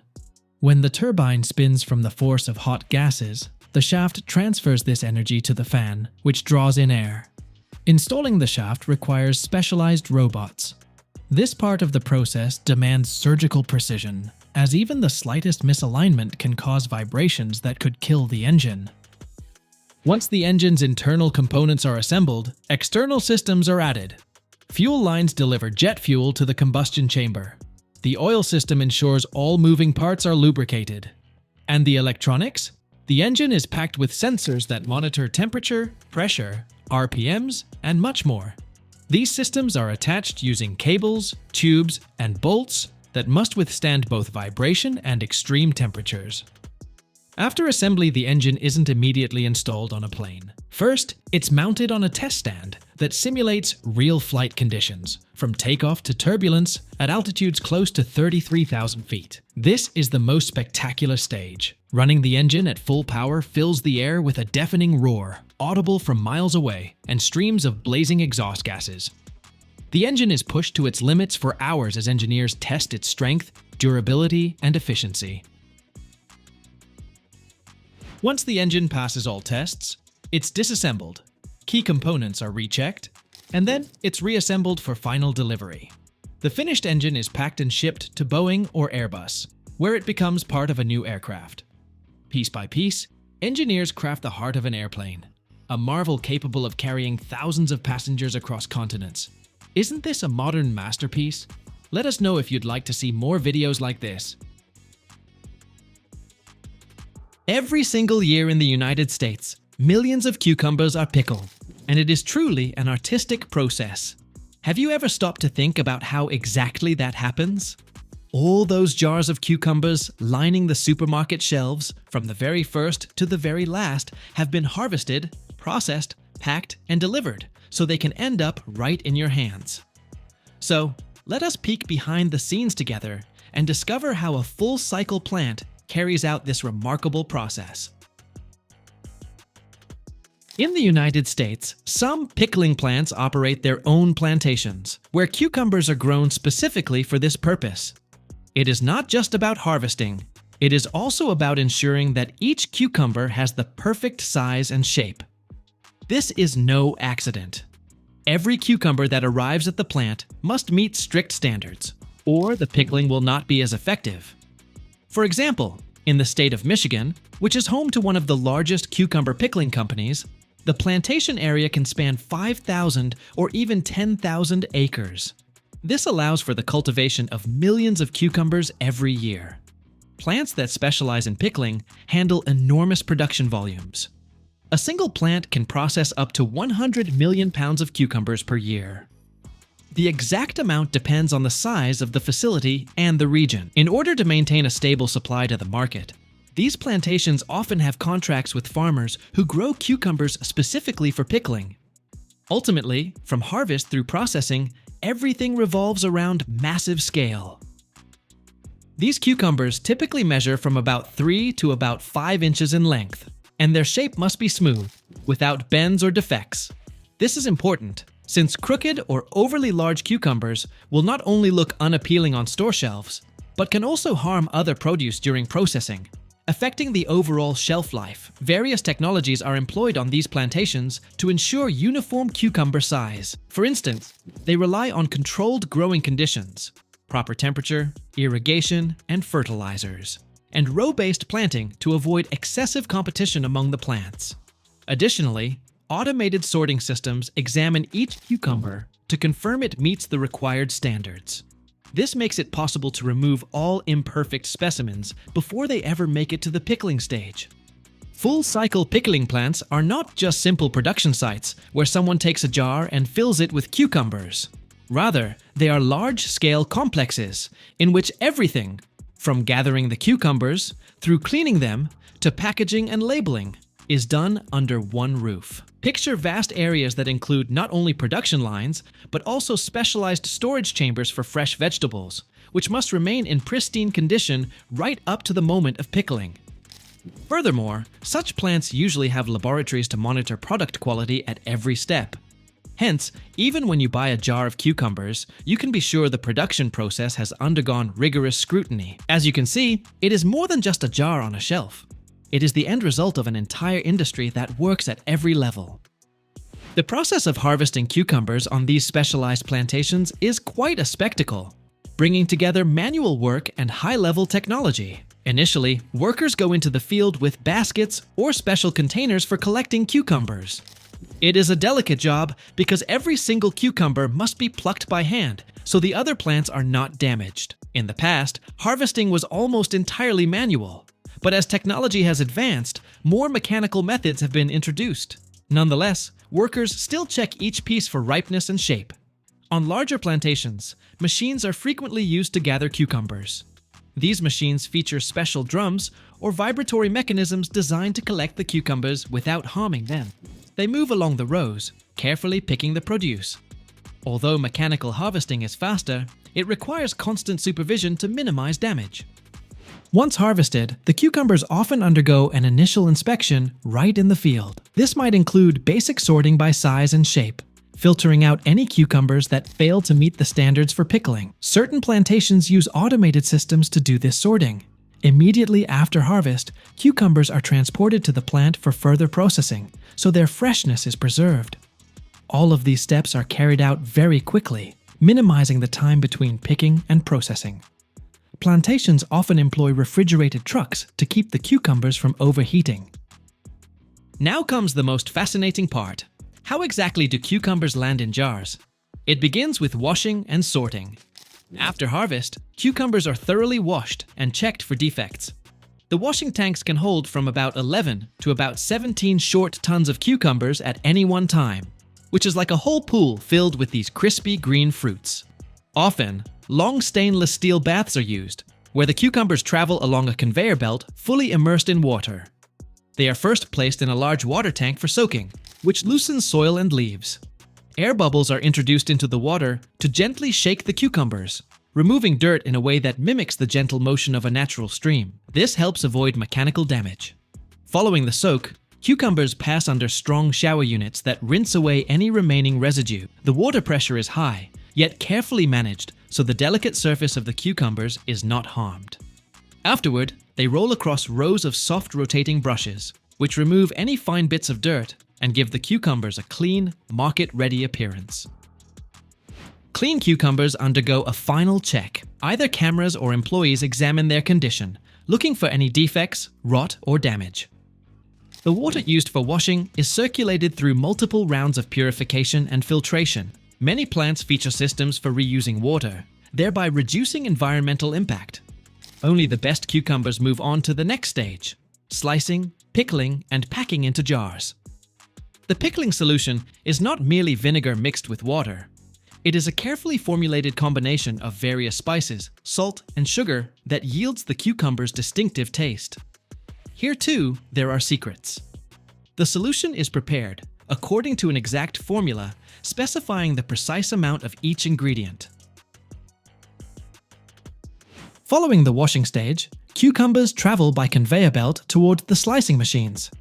Before slicing, they pass through a laser scanning system that measures their length and shape, ensuring uniform pieces. The slicing itself is performed by rotating stainless steel blades that spin at more than 300 revolutions per minute. The machine can be set for different slicing styles: rounds, strips, or halves, depending on the type of pickles being produced. In 1 minute, a single line can slice and prepare for pickling over 1,100 pounds of cucumbers. The cucumbers then proceed into a large tank, where they are evenly bathed in a hot pickling solution. The makeup of this solution can vary, but it generally includes water, vinegar, salt, sugar, and spices. Special nozzles guarantee thorough distribution of the liquid among all the cucumbers. The cucumbers advance to a specialized conveyor system where robotic manipulators precisely fill each jar. The nozzles measure out the exact amount of pickling solution for every jar. In the final stage, jars pass beneath a presser, which applies lids and hermetically seals them. One production line can handle up to 300 jars per minute. The accuracy of dispensing the pickling solution is calibrated down to the milliliter, ensuring no jar is overfilled. The pickling solution is drawn from dedicated reservoirs through a network of pipes that maintain a constant temperature of around 200 degrees Fahrenheit, thereby sterilizing the jars and prolonging shelf life. Any leftover solution returns to the reservoirs for reuse, which reduces costs. After each recipe change, the equipment automatically undergoes a hot water and steam rinse, ensuring everything remains pristine. Lids come in from a dedicated feeder system, where they are oriented and sent out precisely in sync with the jars on the conveyor. The lids are pressed firmly onto the top of each jar so that an airtight seal is achieved. The lid temperature can be kept at up to about 160 degrees Fahrenheit to aid in forming a secure seal. Sealed jars then move on to a separate conveyor, where labeling is done automatically. 600 labels can be applied per minute. Laser or thermal inkjet printers mark the expiration date and batch number directly on the label or lid. Cameras check label quality, and if any jar has a crooked or missing label, it is automatically diverted for another labeling cycle. In a single 8-hour shift, the plant can seal and label over 192,000 jars. Why are these pickles so delicious and always fresh tasting? Here is the key. Every step, from selection and growing to processing and packaging, is focused on preserving the natural taste of the cucumber while making the product both safe and flavorful for you. Everything is conducted in a manner that ensures efficiency and upholds the strictest quality standards. Thus, in this process, which is driven not only by technological innovation, but also by genuine passion and skill, you can witness true artistry. Each step, from planting the cucumbers to pickling them, deserves special attention. Indeed, even the way the jar looks on the shelf stems from the dedicated work of many individuals who keep refining this process day by day.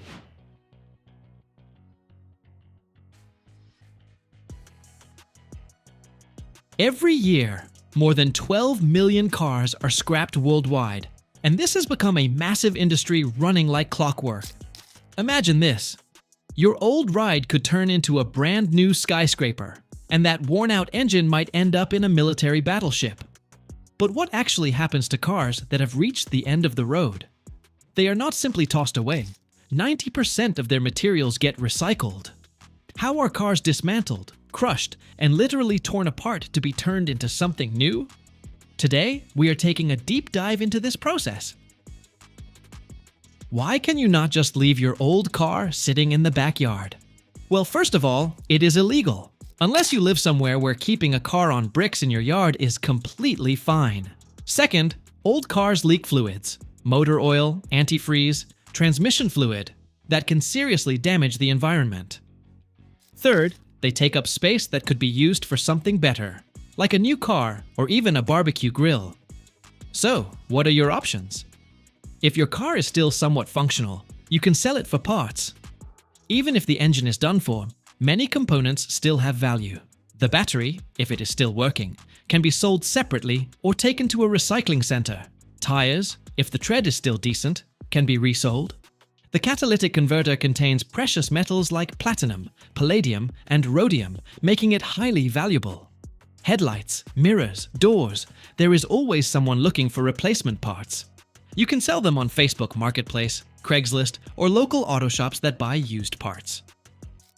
If your car is so far gone that even a tow truck refuses to take it, scrapping it for metal is the way to go. On average, scrap metal prices range from $100 to $300 per 2,000 pounds, meaning a regular sedan could get you anywhere from $200 to $600. Before dropping it off, make sure you have the proper paperwork, remove all personal belongings from the interior, and if possible, drain the fluids. Many scrapyards will pick up the car themselves, especially if it is undrivable. How about donating it to charity? In the United States, plenty of organizations accept cars as donations, even if they are not running.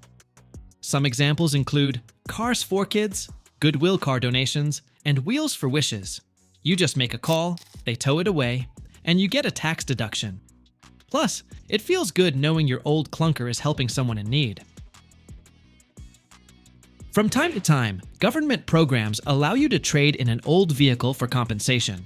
In California, for instance, the Consumer Assistance Program offers up to $1,500 for cars that fail to meet environmental standards.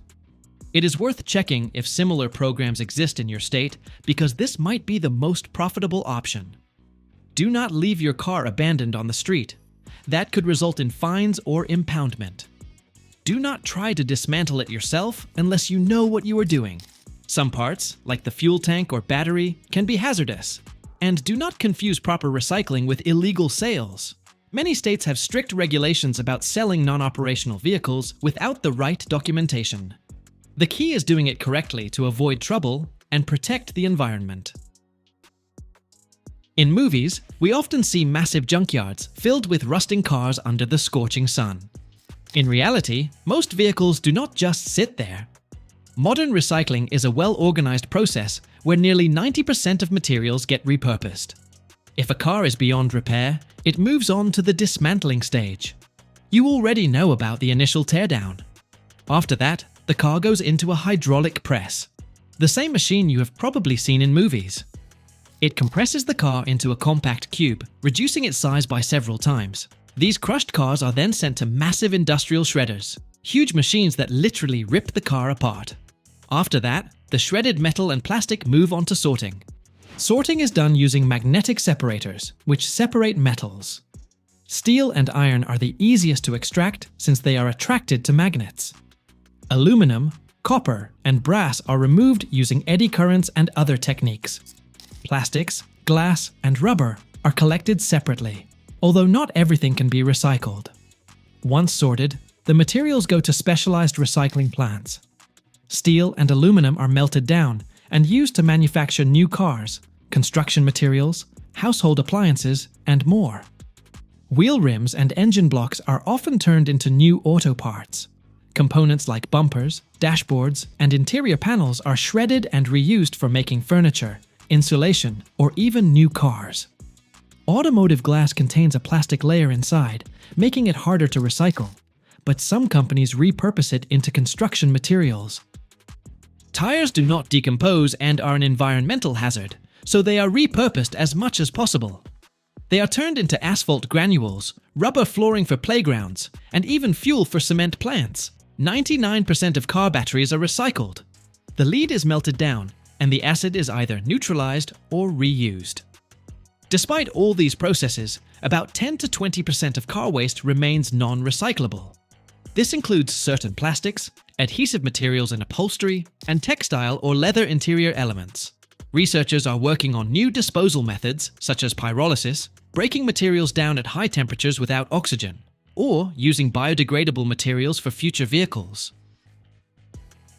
Today, around 12 million cars are recycled in the United States every year, making it one of the most advanced recycling industries. But back when cars first started taking over the roads, nobody really thought about what to do with them once they stopped working. Picture the early 20th century. Ford releases the legendary Model T. Cars become affordable to the masses, but what happens when they break down? In the early 1900s, old cars were often just left on the roadside or dumped in forests. Many were abandoned in backyards, slowly swallowed by weeds. Some cities even tossed them into rivers or burned them, simply because there was no system in place. Over time, scrap yards emerged, where enterprising individuals collected metal from wrecked cars, melted it down, and repurposed it. By the 1920s and 30s, metal was in high demand for construction, turning old cars into valuable resources. During World War II, the United States and Europe faced an enormous need for steel and other metals. Suddenly, junk cars became a gold mine. Governments even encouraged citizens to turn in their abandoned vehicles for scrap to produce tanks, weapons, and military equipment. By the end of the war, car recycling had become a structured industry, and businesses started opening specialized vehicle recycling plants. In the 1950s and 60s, cars became more affordable. People bought them in droves, and just as quickly discarded old models. Huge car graveyards emerged, where vehicles simply rusted away, taking up massive amounts of space. Soon, environmentalists raised concerns: oil leaks, gasoline spills, lead contamination — gasoline still contained lead back then — and other toxins were polluting the land and water. This pushed governments worldwide to implement stricter recycling regulations. By the 1970s, the first serious car recycling programs were introduced. Since the 1980s, vehicle recycling has become more systematized. Companies started using automated shredders to rapidly dismantle cars. Today, modern cars are about 80% recyclable, but manufacturers are working to push that number up by another 10%. In Japan and Europe, laws require automakers to take back their old models for recycling, encouraging the production of more eco-friendly vehicles. Recycling metal from old cars saves up to 74% of the energy compared to producing new metal. Some countries have extremely strict environmental standards: Germany, Switzerland, and Japan. In these places, before cars are crushed, they are burned in specialized facilities to remove plastic residues and other combustible materials. Sounds interesting? Absolutely. This process, called pyrolysis, happens in industrial furnaces designed for thermal decomposition. Once the vehicle fluids are drained and key components are removed, the car is placed in a high-temperature chamber. The temperature inside ranges from 800 to 1,200 degrees Fahrenheit. Materials break down without oxygen, causing plastics, adhesives, textiles, and other organic materials to evaporate, leaving behind only the metal frame. The gaseous byproducts go through advanced filtration systems to capture heavy metals and toxic compounds. The result: minimal emissions and a cleaned-out metal shell, ready for crushing or smelting. Imagine this. By 2030, the entire world could be threatened by over 12 million short tons of spent lithium-ion batteries. But what actually happens to electric vehicles once they reach the end of their service life? It is not just simple disassembly. It is a high-technology process where even the remaining battery charge is used to power industrial facilities. Meanwhile, steel, aluminum, and plastic go right back into manufacturing, giving a new life to old automobiles. Watch until the end. You will be surprised by how efficient this recycling has become. The cost of electricity for charging is significantly lower than the cost of gasoline or diesel fuel, and the motor runs rather quietly. This, of course, increases the comfort of the ride. The most popular models are produced by Tesla, but there are many other manufacturers on the market, including Nissan, BMW, Audi, Mercedes-Benz, Volkswagen, Porsche, Rivian, Ford, General Motors, and Hyundai, which is quite a lot.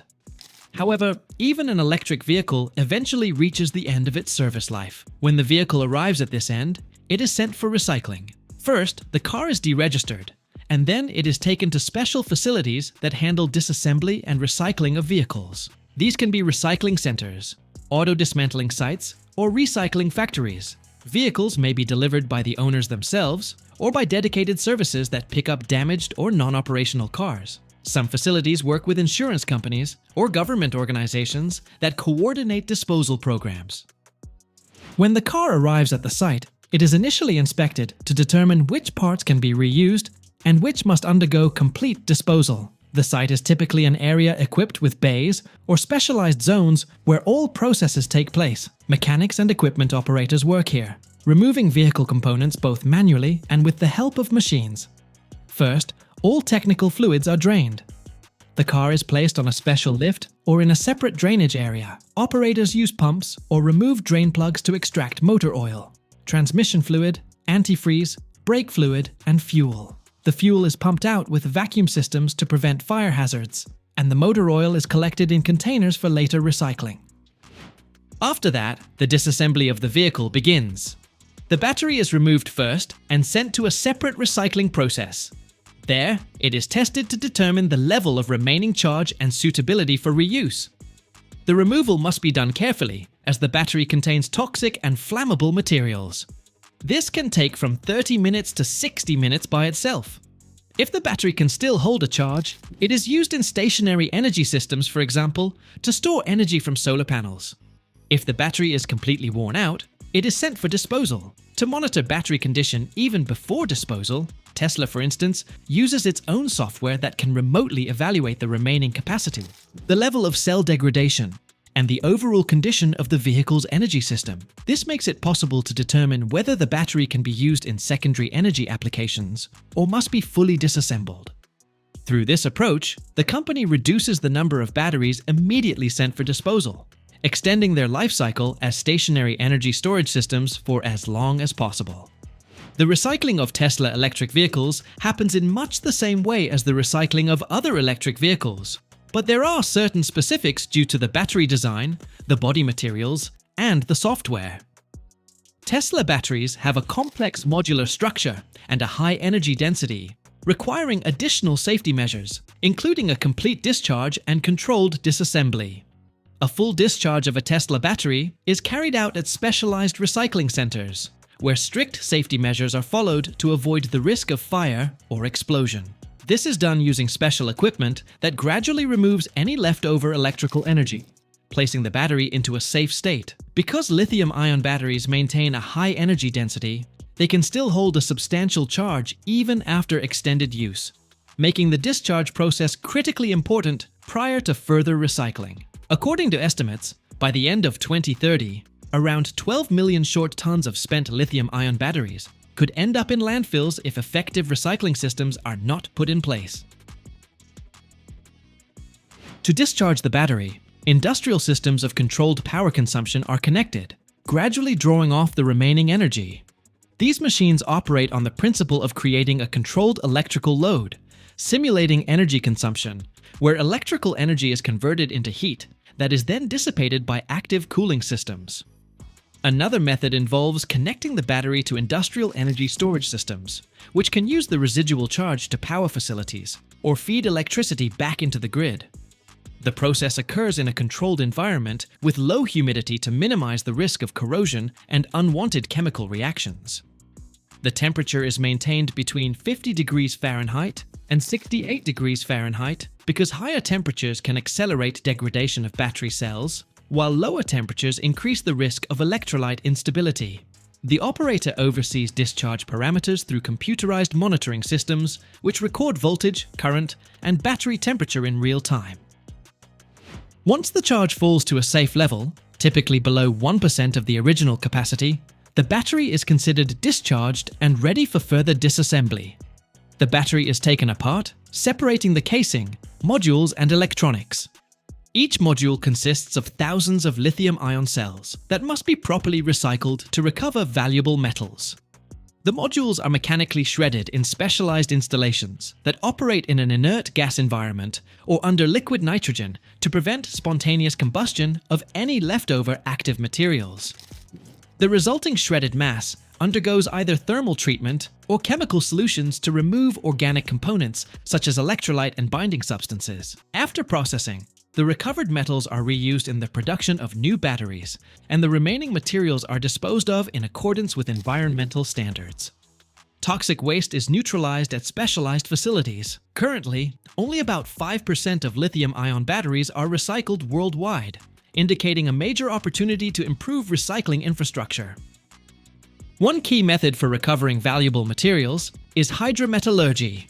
This process involves dissolving shredded elements in specialized chemical solutions that allow for the separate extraction of nickel, cobalt, lithium, and other metals. Compared to the traditional pyrometallurgical method, which uses melting at high temperatures, hydrometallurgy is more energy efficient and environmentally safe because it allows the extraction of pure metals without significant air emissions. Thus, the batteries are disassembled, casings and electronic components are recovered, and then the active electrode material is shredded. The resulting shredded mass is referred to as black powder, as it contains oxides and other metal compounds. Next, this powder is dissolved in an acidic environment, using, for instance, sulfuric or hydrochloric acid. This stage is known as acid leaching, during which the metals convert into a solution. As a result, a liquid mixture forms that contains ions of lithium, nickel, cobalt, and other elements. The next step is extraction and selective precipitation.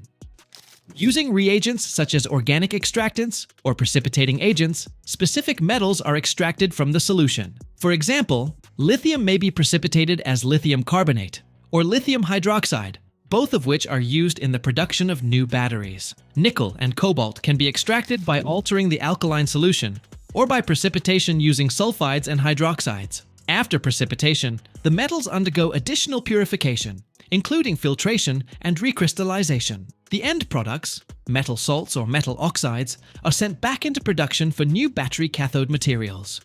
The efficiency of hydrometallurgy makes it possible to recover over 90% of nickel, cobalt, and manganese, as well as up to 90% of lithium. This significantly reduces the need to mine new resources and promotes a closed-loop battery manufacturing cycle. After disassembling and processing the batteries, the electric vehicle recycling process continues. The motor and transmission are removed if they are suitable for reuse or repair. This can be done by people manually, using wrenches, jacks, and other tools, or by robotic systems that simplify the process. Wheels, radiators, electronics, and glass are also removed, and these components can be sold separately or recycled. Window glass, for instance, is recycled by shredding it into granules, which are then used in construction or to produce new automotive glass. Plastic components, such as bumpers, interior panels, and fuel tanks, are processed by shredding and later used to create new products. Only when all valuable and hazardous components have been removed from the car do they proceed to recycle the body. It may be cut into large pieces using hydraulic shears or sent directly to a shredder. Shredders reduce the metal frame to small fragments, which are then sorted by material type. Steel and aluminum are separated using magnets or electronic sensors, after which they are sent for remelting. Those parts of the vehicle that cannot be recycled may be disposed of by incineration to produce heat energy or buried at specialized landfills. The entire process can take anywhere from a few hours to several days, depending on the type of vehicle and the level of automation at the facility. However, with modern technology, the percentage of materials that can be reused is constantly rising, and it currently exceeds 3/4 of a vehicle's total mass. Imagine a motor that can spin up to 23,000 revolutions per minute and produce a level of power that in the past only Formula One race cars could achieve. Now picture that motor installed in your Tesla. How did Tesla manage to create such revolutionary electric motors that have made its cars the fastest in the world? From asynchronous motors to the innovative plaid carbon-wrapped versions, today we will dive into the world of technology that is reshaping the automotive industry forever. Are you ready to discover what is inside the most powerful electric motors of our time? Then let us get going. Asynchronous or induction motors were installed on Tesla Model S and Tesla Model X in their earlier versions. Synchronous motors with permanent magnets are used in Tesla Model 3, Tesla Model Y, and later versions of Model S and Model X. Wound rotor motors represent an enhanced technology that combines the benefits of the previous types. Each of these motors has its own unique aspects in manufacturing.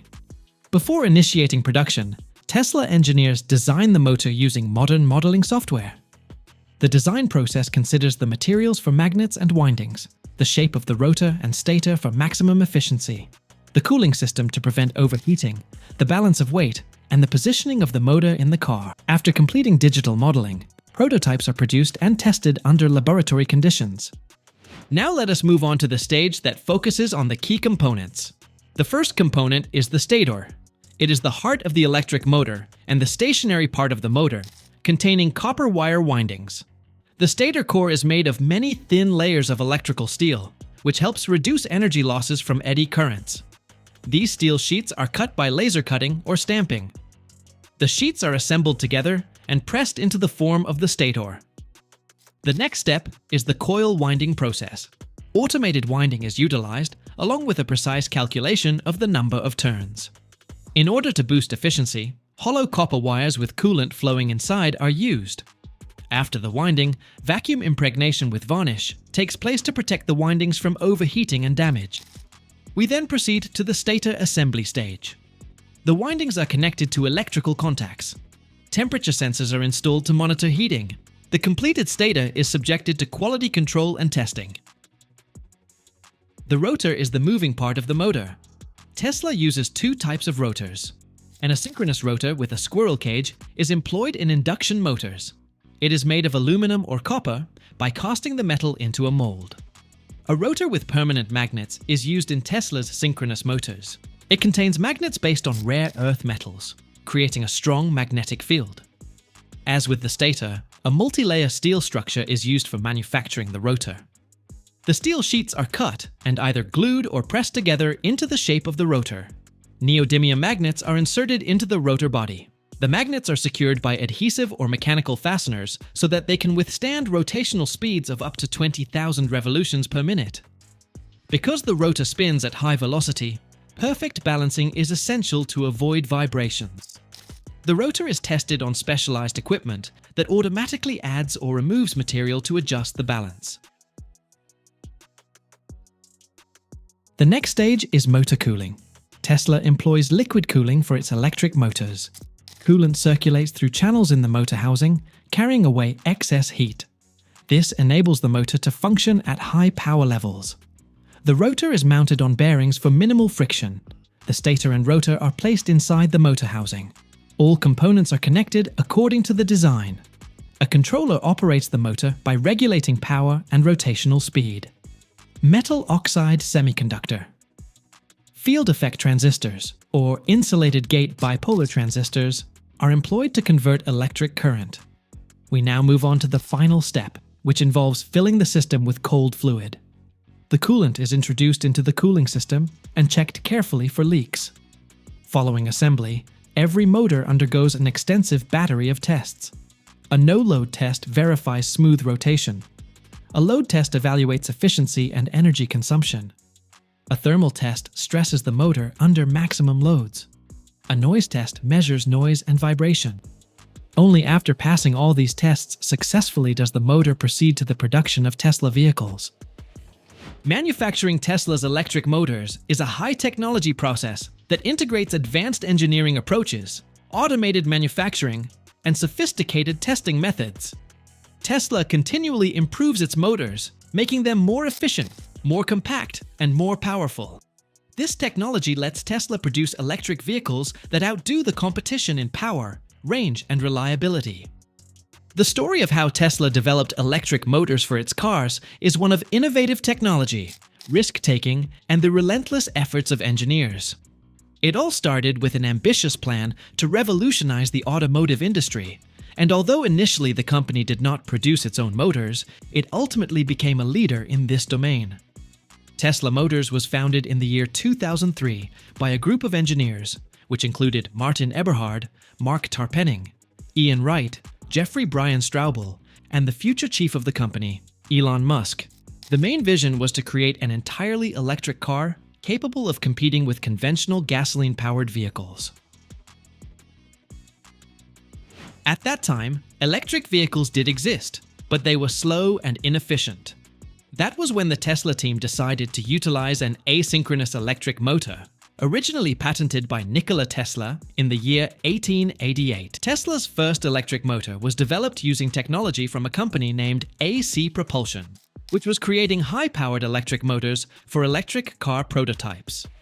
Tesla established a licensing deal with AC Propulsion and adapted its technology for its first model, the Tesla Roadster of the year 2008. This was a three-phase asynchronous motor featuring a rotating magnetic field.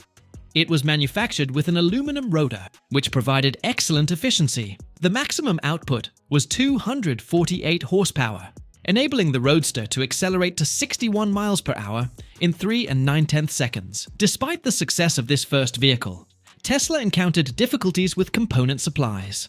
The motors were made at external factories, and quality control was lacking.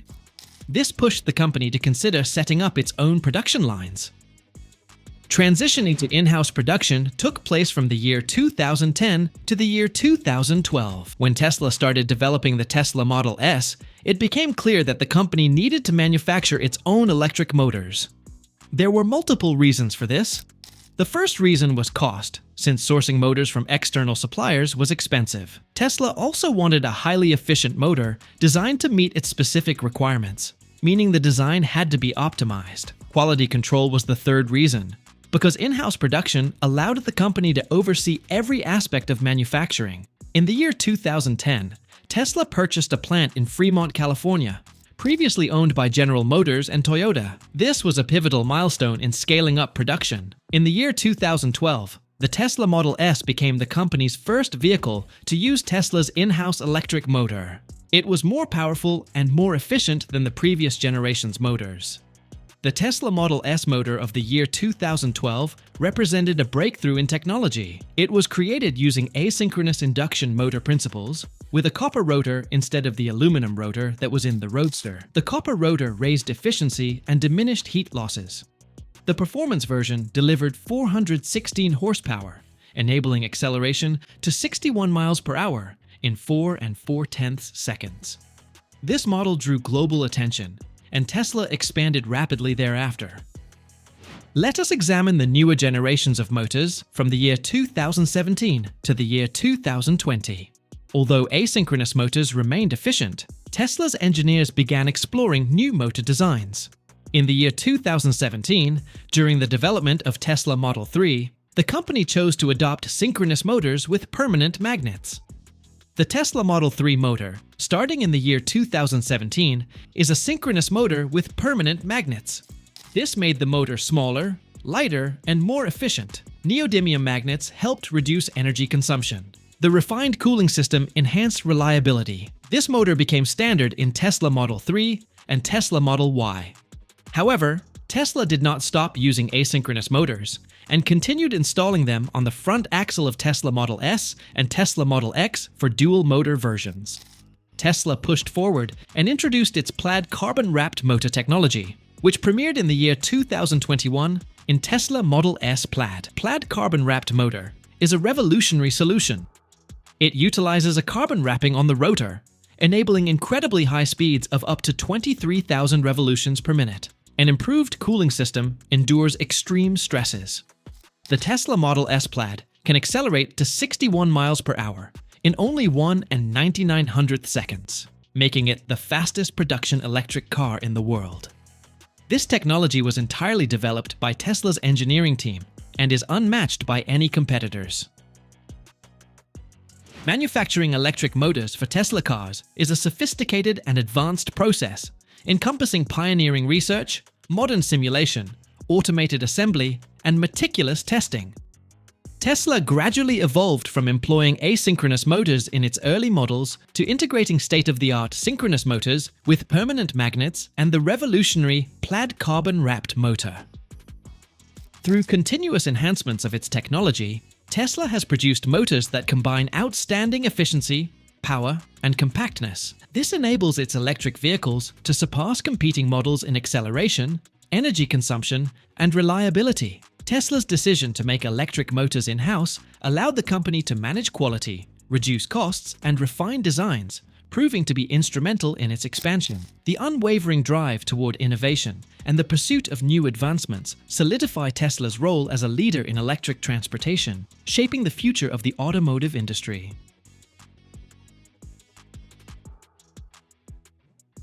Every single day, more than 15 billion cigarettes are produced worldwide. That is 173,000 every single second. But how does an ordinary tobacco leaf transform into a cigarette? What happens behind the closed doors of factories, where massive machines work non-stop to roll out thousands of packs every single hour? Today, we will reveal all the secrets, from enormous tobacco plantations to high-tech packaging lines.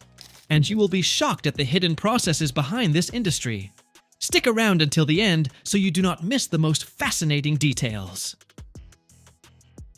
The very first tobacco factory in Europe was established in Seville, Spain, in the year 1728. For over a century, this factory supplied Europe with cigars, generating substantial profits for the Spanish treasury. Today, Europe is home to major tobacco companies such as British American Tobacco, Philip Morris International, and Imperial Brands. For instance, in the year 2024, Imperial Brands reported an operating profit of £3.5 billion British pounds, which was 4.5% higher than the previous year. This growth was driven by a 26% increase in revenue from alternative products, such as electronic cigarettes and nicotine pouches. Growing tobacco requires a specific climate, as this plant thrives in warm weather and fertile soil. The primary regions for tobacco cultivation include North and South America, Africa, Southeast Asia, and Europe. The leading countries in tobacco production are Brazil, China, India, the United States of America, Zimbabwe, Turkey, and Italy. China is the world's top tobacco producer, cultivating more than 2 million metric tons of tobacco leaves annually, which accounts for over 40% of global production.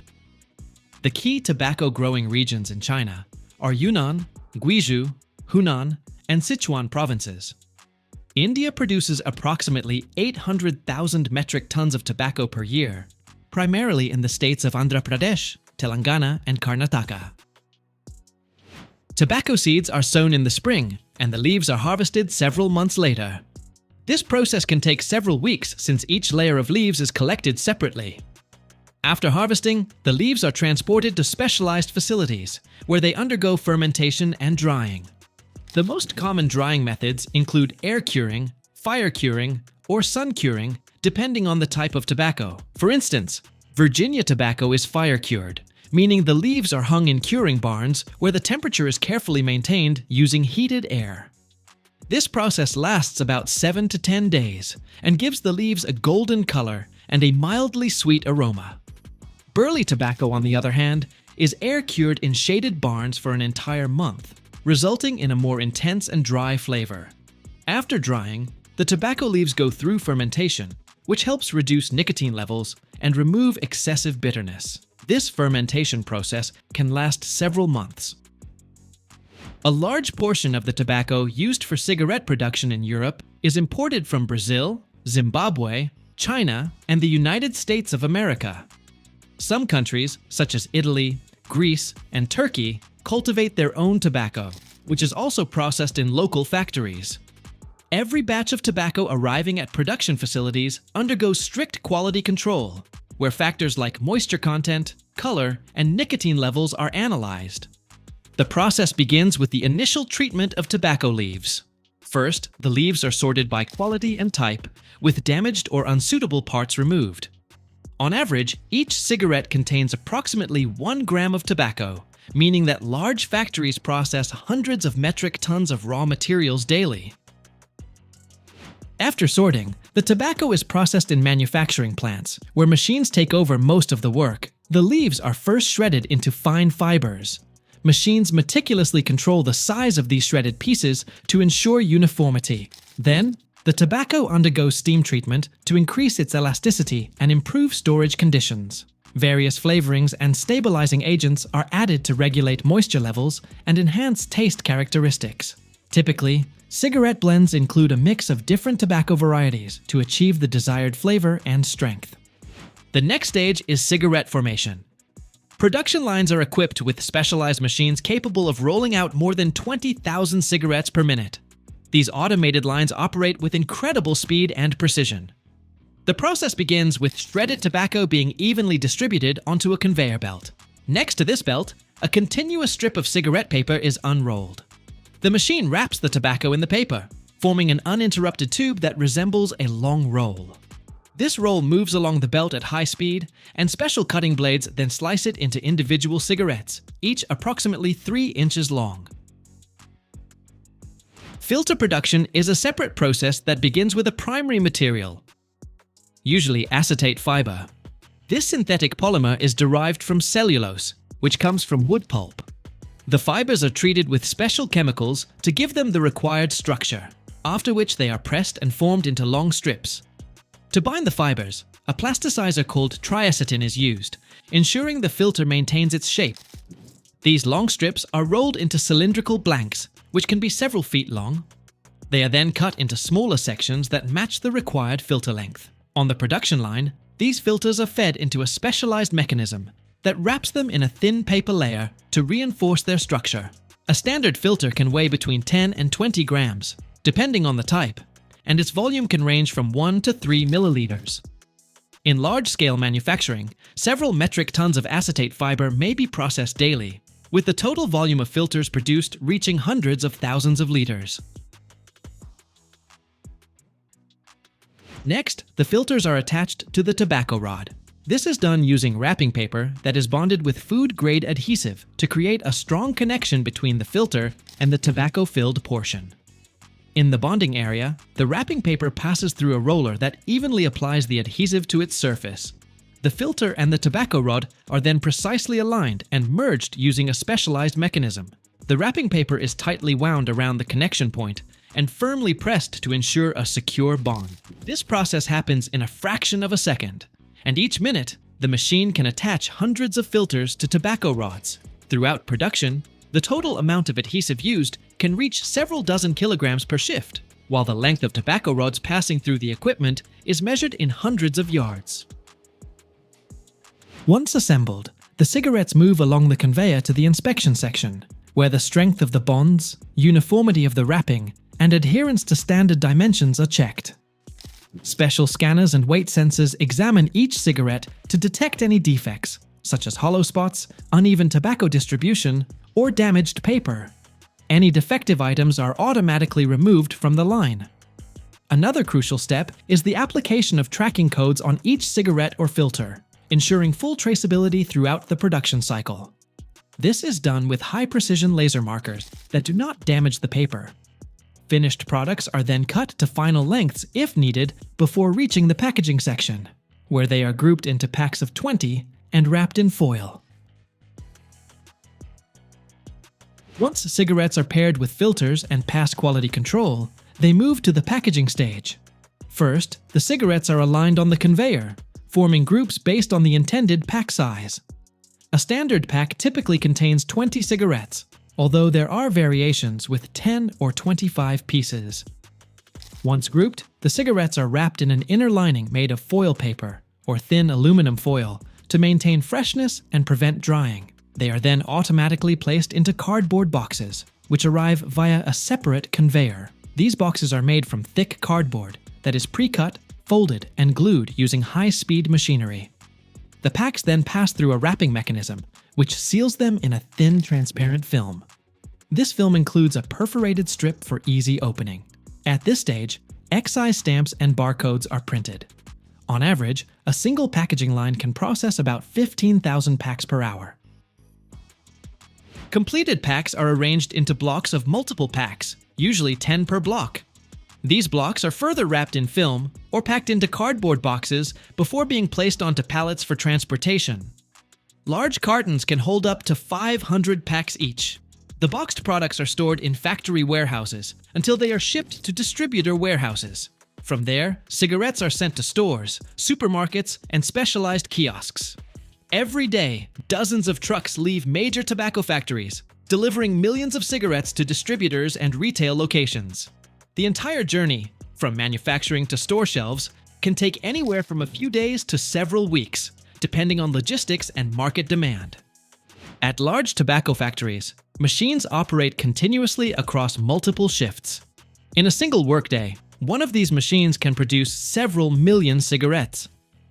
Modern cigarette manufacturing is characterized by a high level of automation, minimal human involvement in production, and rigorous quality control at every stage. Factories are equipped with air quality management systems to maintain stable humidity and temperature, which are crucial for preserving tobacco properties. A typical tobacco factory can produce up to 200 million cigarettes per day, amounting to thousands of metric tons of finished products each month.